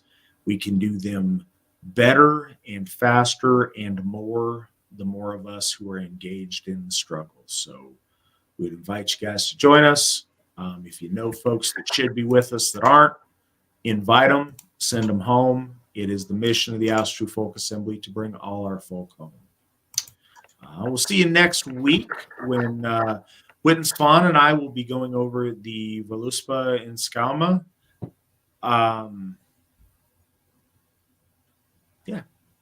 If you guys can, we would love to see you at Feast of the Einherjar.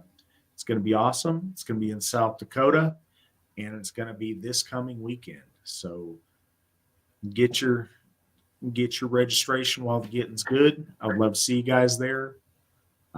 But either way, I'll see you next week. Until then, hail the Aesir, hail the folk, hail the AFA, and remember, victory never sleeps.